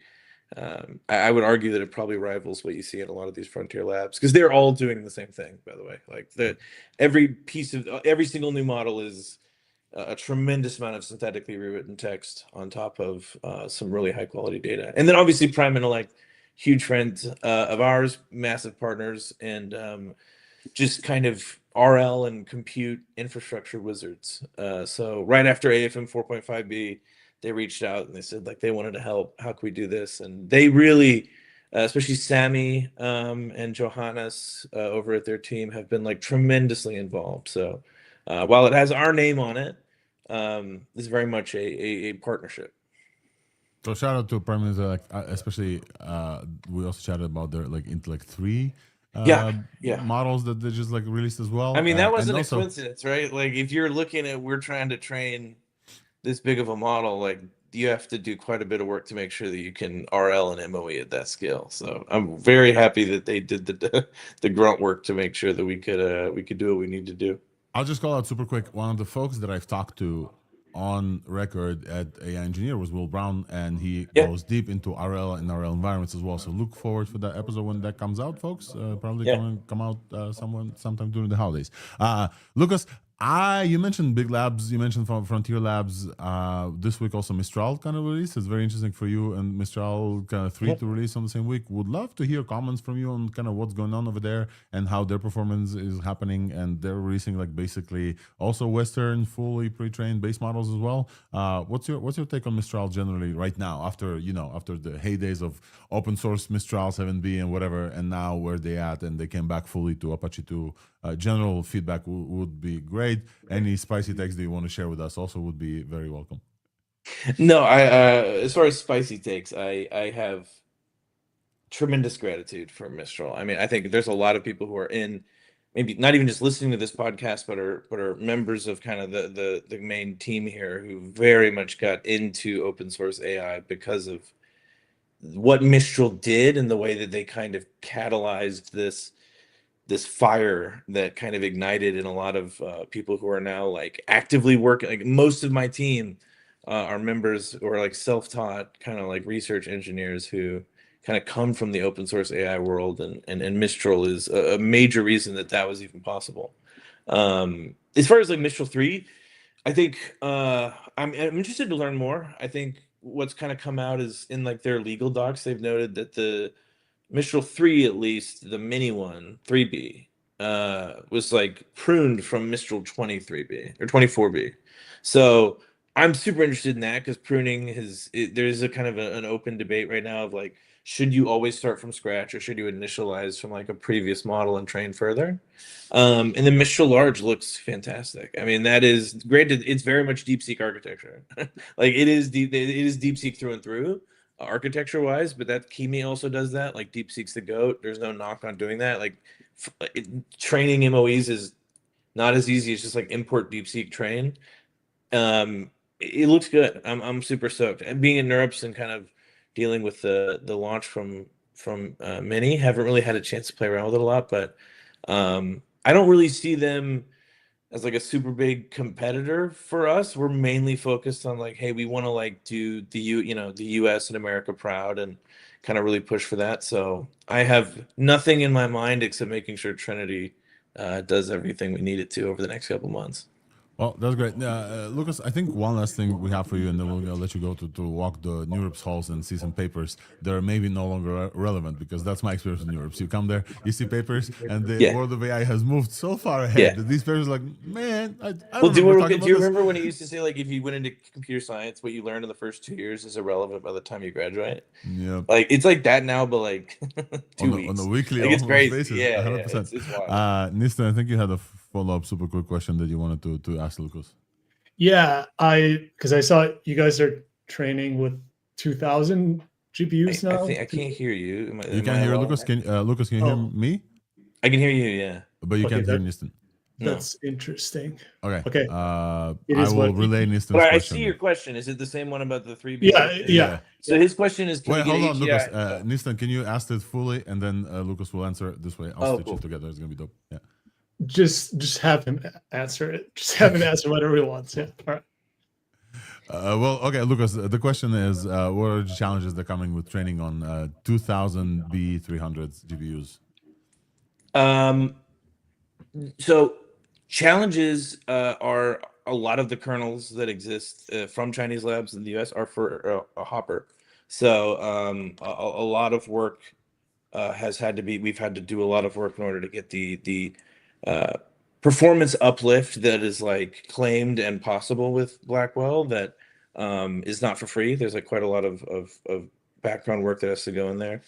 And the other one, which was an interesting find, and we'll have more about this in our tech report, is when we were kind of designing the shape for large, we noticed we were comparing it to a lot of like Kimi, GLM, and like DeepSeek, Quen, and trying to have a similar number of experts and layers and similar kind of width and shape. And what ended up happening was we were not getting as good of performance on Blackwell as we were on Hopper with those architectures. And we realized that, they might not have settled on these shapes because in their ablations, they were like the perfect MOE shape. They settled on that because using their H800s, that was the most optimal shape for those machines. And that there's likely a much more optimal shape for the newer Blackwell, and there will be for what comes after that. So it was a very interesting, it was a little scary for us because it was like the first time going into this where we didn't have kind of like a blueprint kind of for what to do. We kind of had to make our own way. So while the shape ultimately is still in the realm of those models, like there's quite a few changes that we had to do. And one of the reasons we went super sparse, right? Like we're not doing 32B active, we're doing 13 is because going that sparse, we actually got much faster throughput than if we'd even gone with like a lower total number. So yeah, there definitely were, but kind of all very exciting.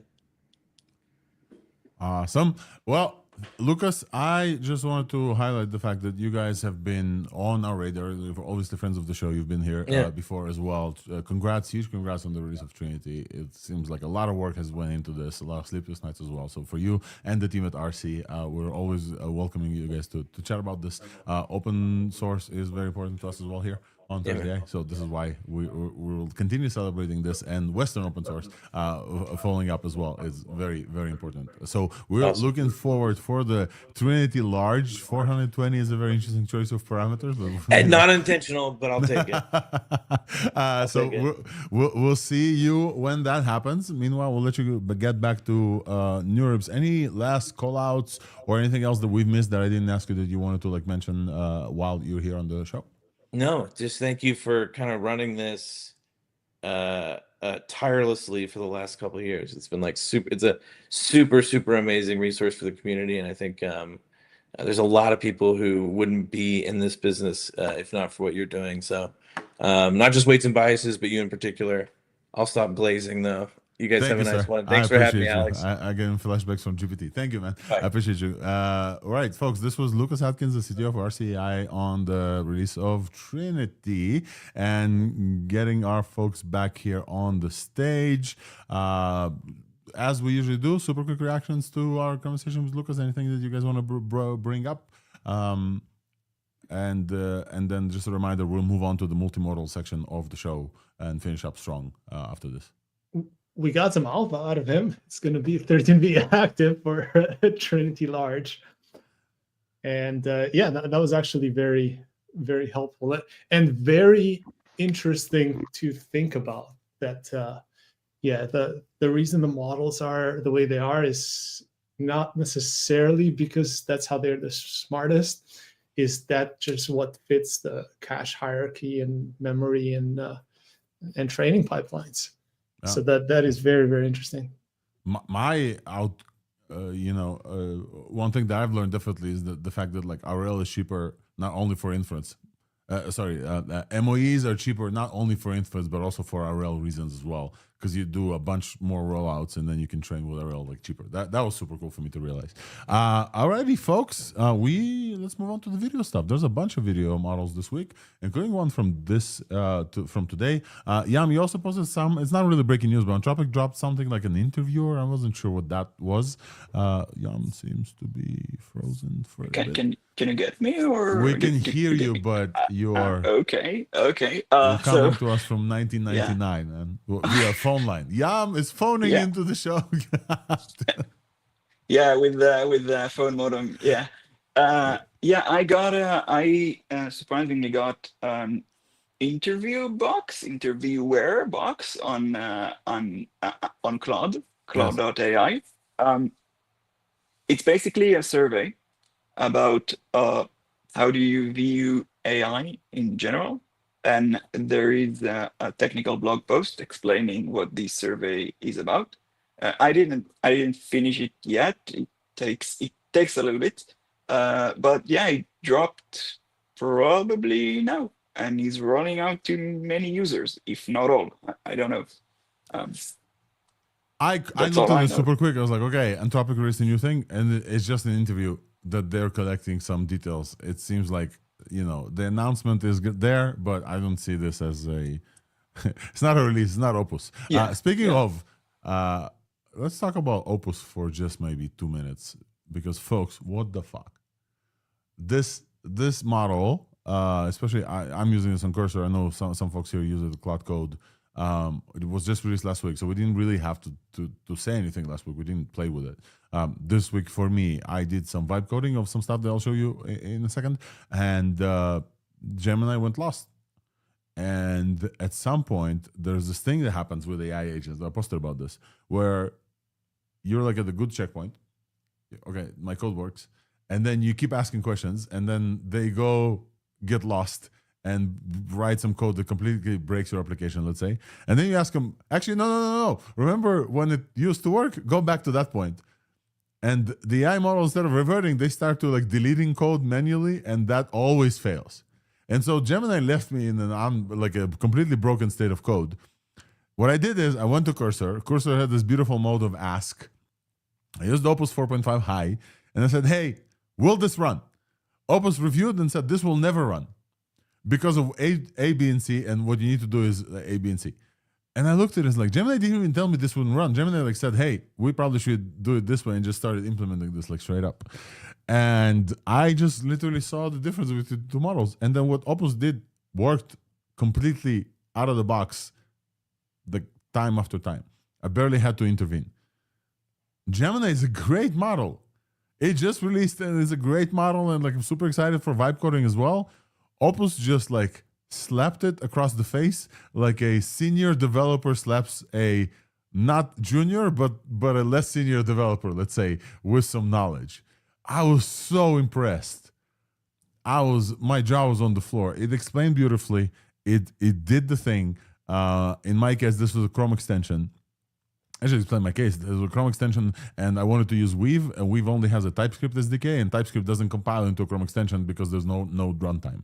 And so Gemini didn't know about this, so started importing some stuff and node packages, whatever. Nothing worked. Opus came in and said, no, this will never work because, like, you know, Chrome extensions don't run node runtime. You can import. Don't be stupid and just fix it. And then fixed it. It was just beautiful.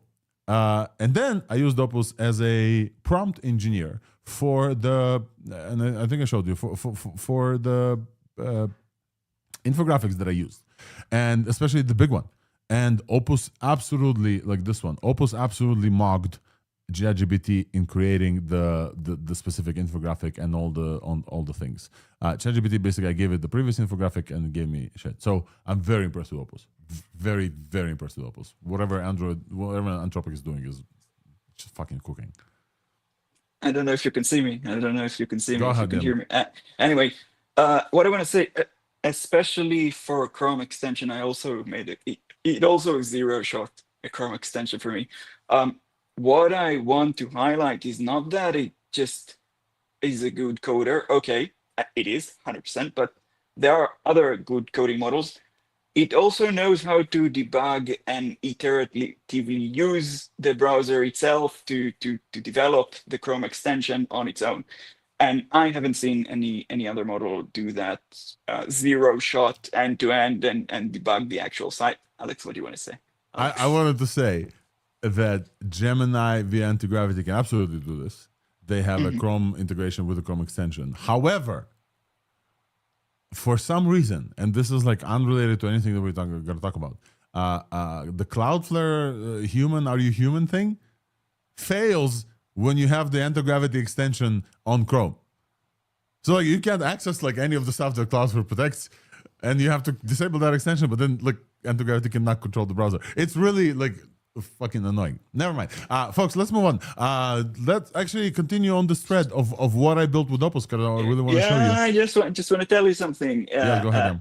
I think that the most, I've been using Opus for a week now, just like everybody else. Yeah, it's a monster, there is no doubt. I just want to highlight, it's not that for head-to-head, you take Opus and throw it on a task. It for sure is going to be the best for the task. There are other models that definitely are better for, I don't know, different use cases.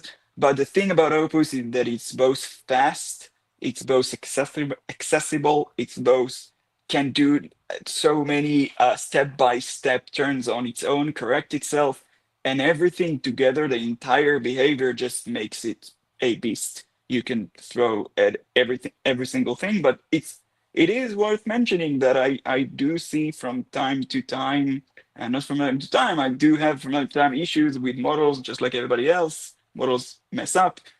So I try a different one like Codex and Gemini, and sometimes they are better for the given task that Opus messed up. But yeah, overall, yeah, the Opus is definitely a monster. 100%. Yeah. Alrighty, so moving forward a little bit while on this case, the thing that Opus helped me this week with is I wanted to play with the new image models. And so this week, I'll just like announce this super quick and I'll show you a visual example of this.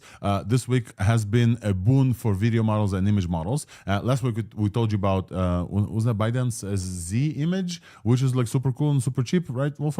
Wolfram saying yes. Well, there's a company called Pruna AI and they released P image, which is kind of like, not only that, I realized that they've optimized Z image to Z image turbo and replicate. So it was also Pruna. So like the same company also released their own model. And this model is also generating under 1 second with what this is like 0.5 cents, half a cent. Yes. And the edit is 1 cent, also under 1 second. Z image doesn't have it. P image from Pruna is really good. And I wanted to see it visually and compare. And I think I showed you last time, but it didn't really work the demo. I had this like Chrome extension on top of this game called Infinite Fun or Infinite Craft from Neil. And I actually built this extension and released it. So you guys can see the extension here. It's gonna, how can I show you this in somewhere else so that you don't, oh, it's not going to be over my face. I don't know how to. Okay, I'm going to sit here. So you have a QR code here that you can scan and like go to the GitHub super quick. Wolfram, I'm sorry, I'm going to, oh, actually, like this. Okay. So this is this game, okay? And this game, the Chrome extension that was written was completely like rewritten with Opus. You can now add your replicate API key. OpenAI key is not really OpenAI. Like I'm using Cerebrus, but now you have all these like image models, including Seedream 4.5, which also launched this week, but also the Pruna P image, and you can compare them. So basically, you're playing this game and kind of you're collecting, combining concepts, and then Cerebrus runs in the background. And it's going to take a second, so we can see how long. Cerebrus, for some reason, Wait, took like over a Cerebrus second. runs diffusion models now? No, Or- Cerebrus creates the prompt for this, and then I use this prompt and as a prompt engineer, and I run this model for 1.4 seconds total. This is P image. Look at this beauty. Look at how beautiful this thing is. If we want to compare this to Z image turbo that was before, we just save to Z image, and we're gonna get Z image in a second. So the same kind of JDragon, but a little bit less. So actually, I was very impressed with the scale of P image turbo. It's really fast as well. This game is all about speed, right? Because you're going to, let's add lilies. I'd like lilies. Let's add a bunch of lilies, and then we can wait, and you can see the progress here. And then in a second, we're gonna have this beautiful like JDragons with a bunch of lilies. And basically, this is the game. I have also the QR code that I posted. I have published this Chrome extension that you guys can check it out here at this URL with the alternate intent file extension. So you can play with this yourself. Just add your replicator or file API keys. The cool thing about this is also this is all tracked in Weave. So everything that you do here, if you have like a beautiful generation, you can see the prompt. I really want to show you this super quick because I was really excited that this worked for me. And the difficult stuff was let me see if I can get it working. 1 second. The difficult stuff was to actually run tracing for LMs from inside the Chrome extension, and I think now it works, but something works. Okay, I really want to show you, so give me a second. Yeah, this game used to work for me before, and for some reason it's just not running or something. I don't know. Maybe you have that that extension thing that we just talked about. Let me pull this out. It is what it is. All right, I'm hell-bent on showing you this, so there we go. Okay, so again, everything that happens within the Chrome extension is now tracked within Weave. So every generation, let's actually take a look. Every generation, if I generate, let's say a completely new thing, mud and smoke and flower are gonna go like this, and then Buddha and flower. Okay, Buddha and flower. And then we're gonna add some tea and some bricks. I'm gonna wait. And it's gonna come with some stuff, okay? And then we're gonna go to our Wits and Biases dashboard, refresh, and then we'll see all of those concepts traced beautifully into here. You see, flower, Buddha, and tea, and then we'll see the response. This was the response from replicate Pruna P image. And in case we want to compare to a different model, that Seedream 4.5 that also got released, it's going to take some time because Seedream is slower, and Nano Banana is even slower still. But we're going to compare. We're going to run the you can see here. This is the little thing which Opus also created. No, sorry, this is Gemini created this. This like progress bar, Gemini created this.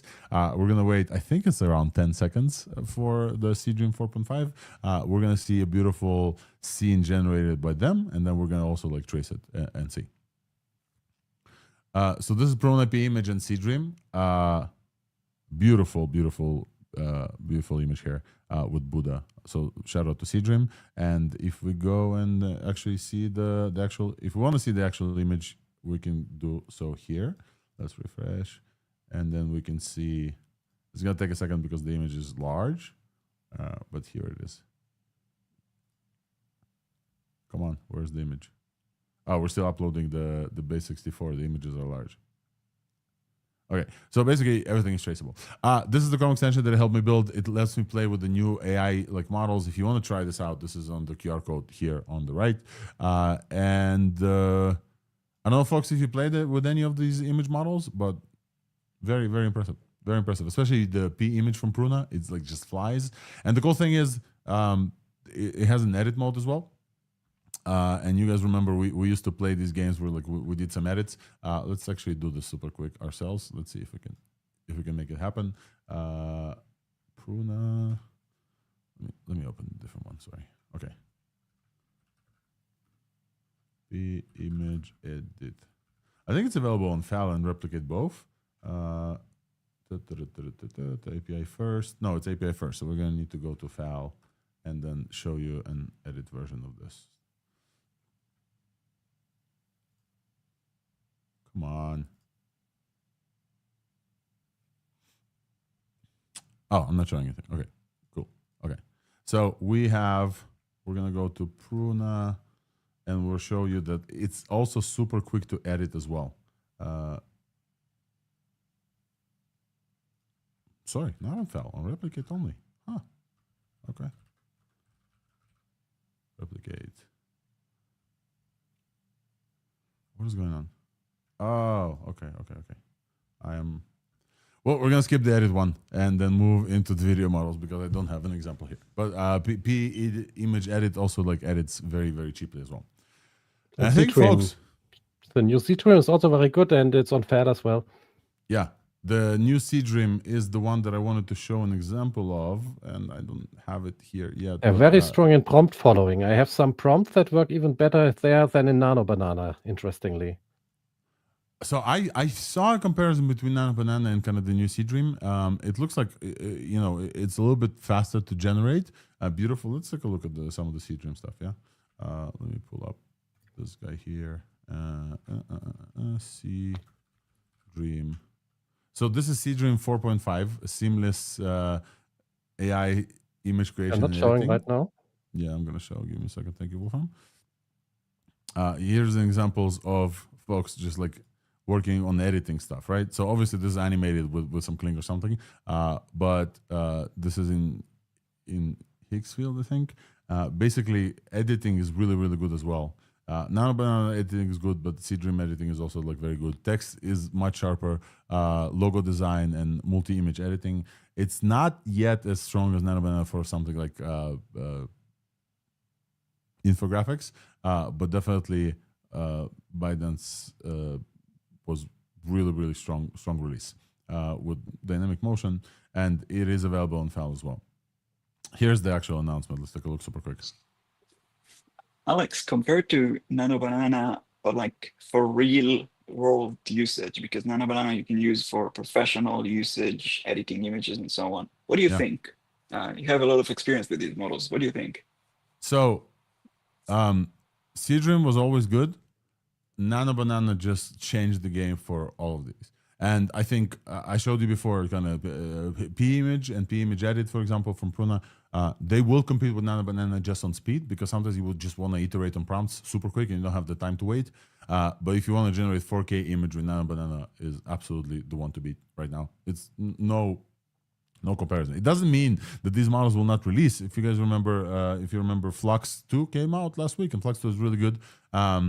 But again, it came out in the world of it. Nano Banana exists and is available to everyone, and sometimes even for free via Gemini. So yeah, absolutely. I actually wanted to play this game on ThursdAI with you all, whether or not a new release, does it beat SOTA?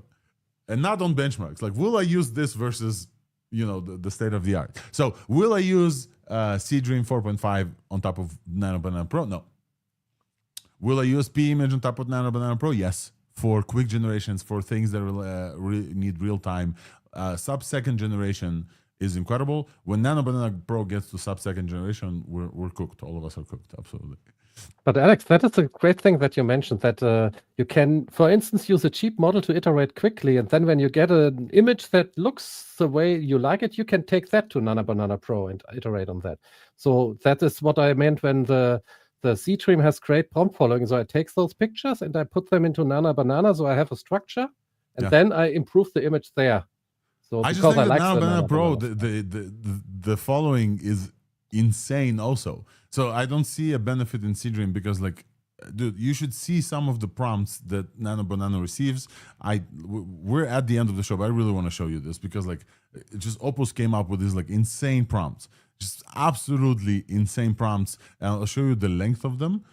This is one prompt for Nano Banana. I just want to say that Claude series was always the best at prompt engineering other models, in my opinion, for forever, like Have you guys since seen this? inception. Yeah, this is one prompt. It has everything precise. There's another prompt here, open source, like this one. Dude, everything was just precise, and it generated a full infographic with everything in place. Like the prompt following is like absolutely insane for Nano Pro. We are at the end of the show, folks, but I do want to talk about the video model super quick. So there has been 3 this week, and it's been, wow, like we've opened up a bunch of stuff. Yeah, there's been 3 image generation this week. So we talked about we talked about Seedream a little bit. So Seedream, the new updates here is multi-ref fusion. So 10 images, reference images you can add, and then will create one image out of all of them. This is now standard. I expect most image editing software to have multi references, sharp multilingual text, etc. And it says beats Nano Banana Pro on logic. I don't know if that's true, but okay, let's go with it. But Kling is on a roll this week. Kling released Kling Video 2.6. The main thing about Kling Video 2.6 is audio, and it's now native multi-modal. Kling Video, and I actually want to share another screen. I want to share this tab with you guys so you can hear, because I think it's very important, because Kling now adds native audio to generations and with native lip sync as well. This is Kling. Until late at night. So this is one image, and then Kling generated this, and hopefully you guys can hear. Why do you always work overtime until late at night? Because I make decisions during the day, and I'm responsible for changing those decisions at night. Why do you always work? You heard this? Just confirming? Yes. As you can see, multi-person image audio generation. Lip sync is perfect. They talk when they need to talk, unlike Sora, for example, which is difficult. And you told them exactly the text that they should say. Like this is completely following the prompt. Yes, just to be clear. This is lip sync. Okay, This is not like Sora, where like impressive. the model comes up with the thing. Native audio capability also makes like singing possible for this example. Crowd going well, mic in my grip, dreams on chain, let the rhythm ride by, bar 5 frames, keep the energy high, this is how we fly, need to deny, grenade, guard. So as you can see, like it's not too bad, but again, and this is not an open source model, don't get me wrong, this is Kling trying to compete with VO 3.1 and Sora. Speaking of video models this week, absolute shambles is in the LM, was the artificial analysis arena for video models. They don't use sound in that arena, so that's very important, and that's why the ELO scores are only for visuals. And for the first time since VO 3.1 came out, we have a competitor basically beat the video arena, and this was last week. This was tested as Whisper Thunder, and Runway was revealed with Gen 4.5 to be this Whisper Thunder model. So Runway released, well, at least announced Runway 4.5. I wasn't able to get my hands on it, unfortunately. Like, it's still locked, and it's also not sound. The sound is coming, but are we seeing this? Yeah. Okay. So Runway has introduced Gen 4.5, but no, we actually want to see video. We're not just watching the things. The prompt here is incredible, realistic physics and weights, which is like a thing where you watch many video models, you're gonna get lost in. The physics don't feel quite real, and that's how you can catch, like, people move differently. They don't move as though they have actual physical weight. There's a bunch of stuff. So Runway is really good at that, apparently. Runway has been one of the first, like, foundational models on video as well, and it looks like they're innovating. Let's look at some Runway examples, because they are definitely mind-blowing. Runway Whisper. Let's see. So this is their frontier model. 1 second, let me zoom in properly. We made something quite special. Every pixel here is generated. We made something in a category all of its own.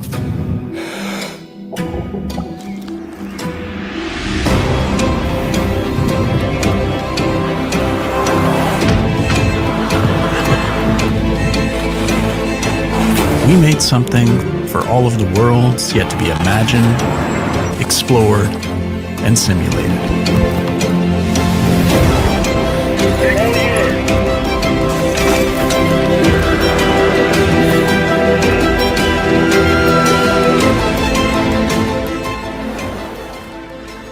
We made something so you can make anything.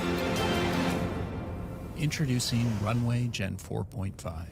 Okay, this is super cool. It's beautiful. It's absolutely beautiful. It beats VO3. But one, it's not available yet. Two, Runway is an incredible company to promote their products. They have cinematographers working for them. Like this is, but the thing that you notice here is that every like 3 beats or 4 beats, they change the shot. The AI models of today are still locked into like 8-second generation. You have to flip the shot. Like we're still not like fully there where like we can replace Hollywood, but Runway is getting very, very close. And they also have a bunch of tools to do this. So this has been this week's video run, like incredible models one after another. Nothing in open source, I believe. It's just like API models, but definitely a very big video model week.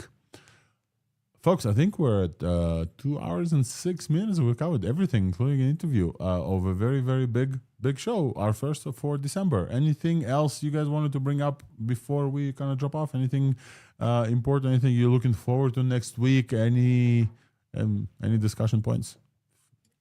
So one thing I noticed is when I was using Gemini, which, as I said, I'm using it much more than ChatGPT now, it popped up that they now have the memory feature. I think they have had that a long time now. But it popped up to me, so I was using it. And the cool thing is the integration with the Pixel phone. I don't even have to unlock my phone. I can just put it anywhere. I just say the magic words and I can talk to my AI assistant, which has control of my house, control of my mail, control of my notes, my to-dos. Wow. That is amazing. I'm using it all the time now, and I'm really happy about this. I just have it in my pocket. I say what I want. For example, okay, Google, turn off the lights. And now I should soon be in the dark. But it's that easy. Yeah, see? Alle Lichter sind aus, Bossman. All lights are off. Für deine Schönheitsschlaftherapie. Oh, wow. Yeah, that's that easy. Now I have another light that is not connected to the Home Assistant. That is why still the light is on. But yeah, it's so easy. I can say, check my mails, make a to-do. I love it. I love this integration. And no matter how good the model is, if it's not integrated well, yeah, it's okay. I put in ChatGPT, I integrated the MCPs, which I set up myself, and it was quite complicated. Here, I didn't even have to set anything up. It's connected with my Google accounts. So that is a big advantage that Google has. And for me, the winner of the year in AI is Google because of that, because it feels so new to me, even having used assistants all the time. This is a real assistant in your pocket, like what we had been expecting that maybe OpenAI would be releasing. And yeah, it's here now. I'm using it. I love it. Awesome. Wolfram, I think you reminded me of something that we used to do, and I think we should keep doing this this year as well. We're going to do end of year recaps and predictions in next week's episode, folks. So feel free to, co-hosts, prepare for that. Folks, feel free to chime in with yours in comments as well. We're going to do recaps, and then we're going to take a look at the predictions that we had last year, and I think we stored them as well. Wolfram, I want to show you something. I don't know if you guys could see because, oh man, but I'm talking with Cloud Code on WhatsApp the entire day. Like I have a video, I posted a video on X. I'm all day long. It's with recordings and everything, like transcription, everything end to end. I have a Cloud Code running on my main machine. It's connected to WhatsApp, and I just chat with it from my phone. How do you connect?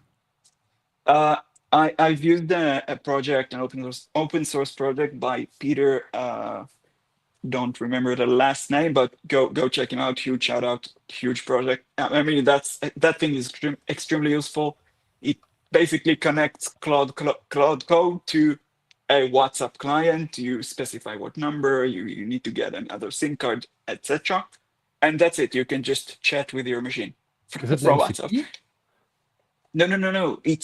It's like a complete session. It connects to Cloud Code. It talks to Cloud Code. Whatever Cloud Code is doing, it's getting back to you as a message on WhatsApp. And when you write, it goes directly to Cloud Code. It's just a connection, like seamless connection. You add to the system prompt, hey, I'm talking to you from WhatsApp, so please short sentences because the screen is much narrower and it works so well, man. With Opus and so on, it works so well. So just I absolutely agree with you. Integration is everything when you have something like that.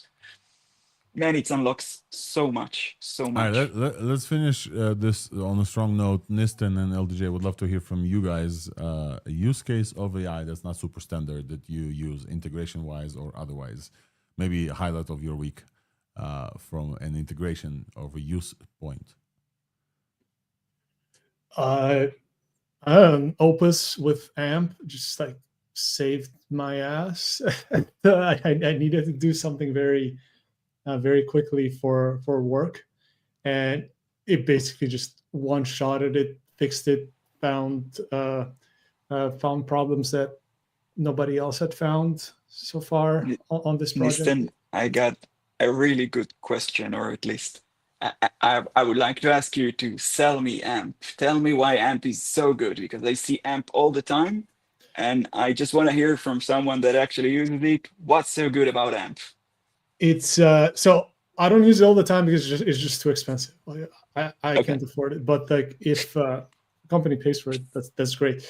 It's you just throw it at a very large code base, and you don't worry too much about the prompting and the agentic setup. Now, I do have all of that with Claude Code. I have review sub-agents. I have the skills tree set up. And it's always a hassle to kind of just get it working there. But I just hit my limits on Claude Code. So then I couldn't keep using it. And then this thing that I'd spent 3-4 days in with Claude Code, I just fired up AMP and it just kind of figured it out. That's convincing. That's very convincing, I must say. Yeah. Yeah, so it's like a very opinionated setup of what you have. So when you need something done very quickly, you just pay it off and use that. Let's shout out AMP super quick because Ryan Carson, who joins our show often, is working on AMP, and they have switched their primary agent, and they choose the primary agent for you. They're opinionated very much. They switched from Gemini 3 only after a week to Opus 4.5, and it's really, really good. LTJ, what is your use case? And we'll end on this. It's something I've been doing recently, and open models and local models have been getting good enough to the point where, I mean, especially for things like let's say I'm signing a certain agreement or contract of some kind, and it's like multiple documents, and I don't want to send it to ChatGPT or Gemini because that's potentially sensitive information and so on.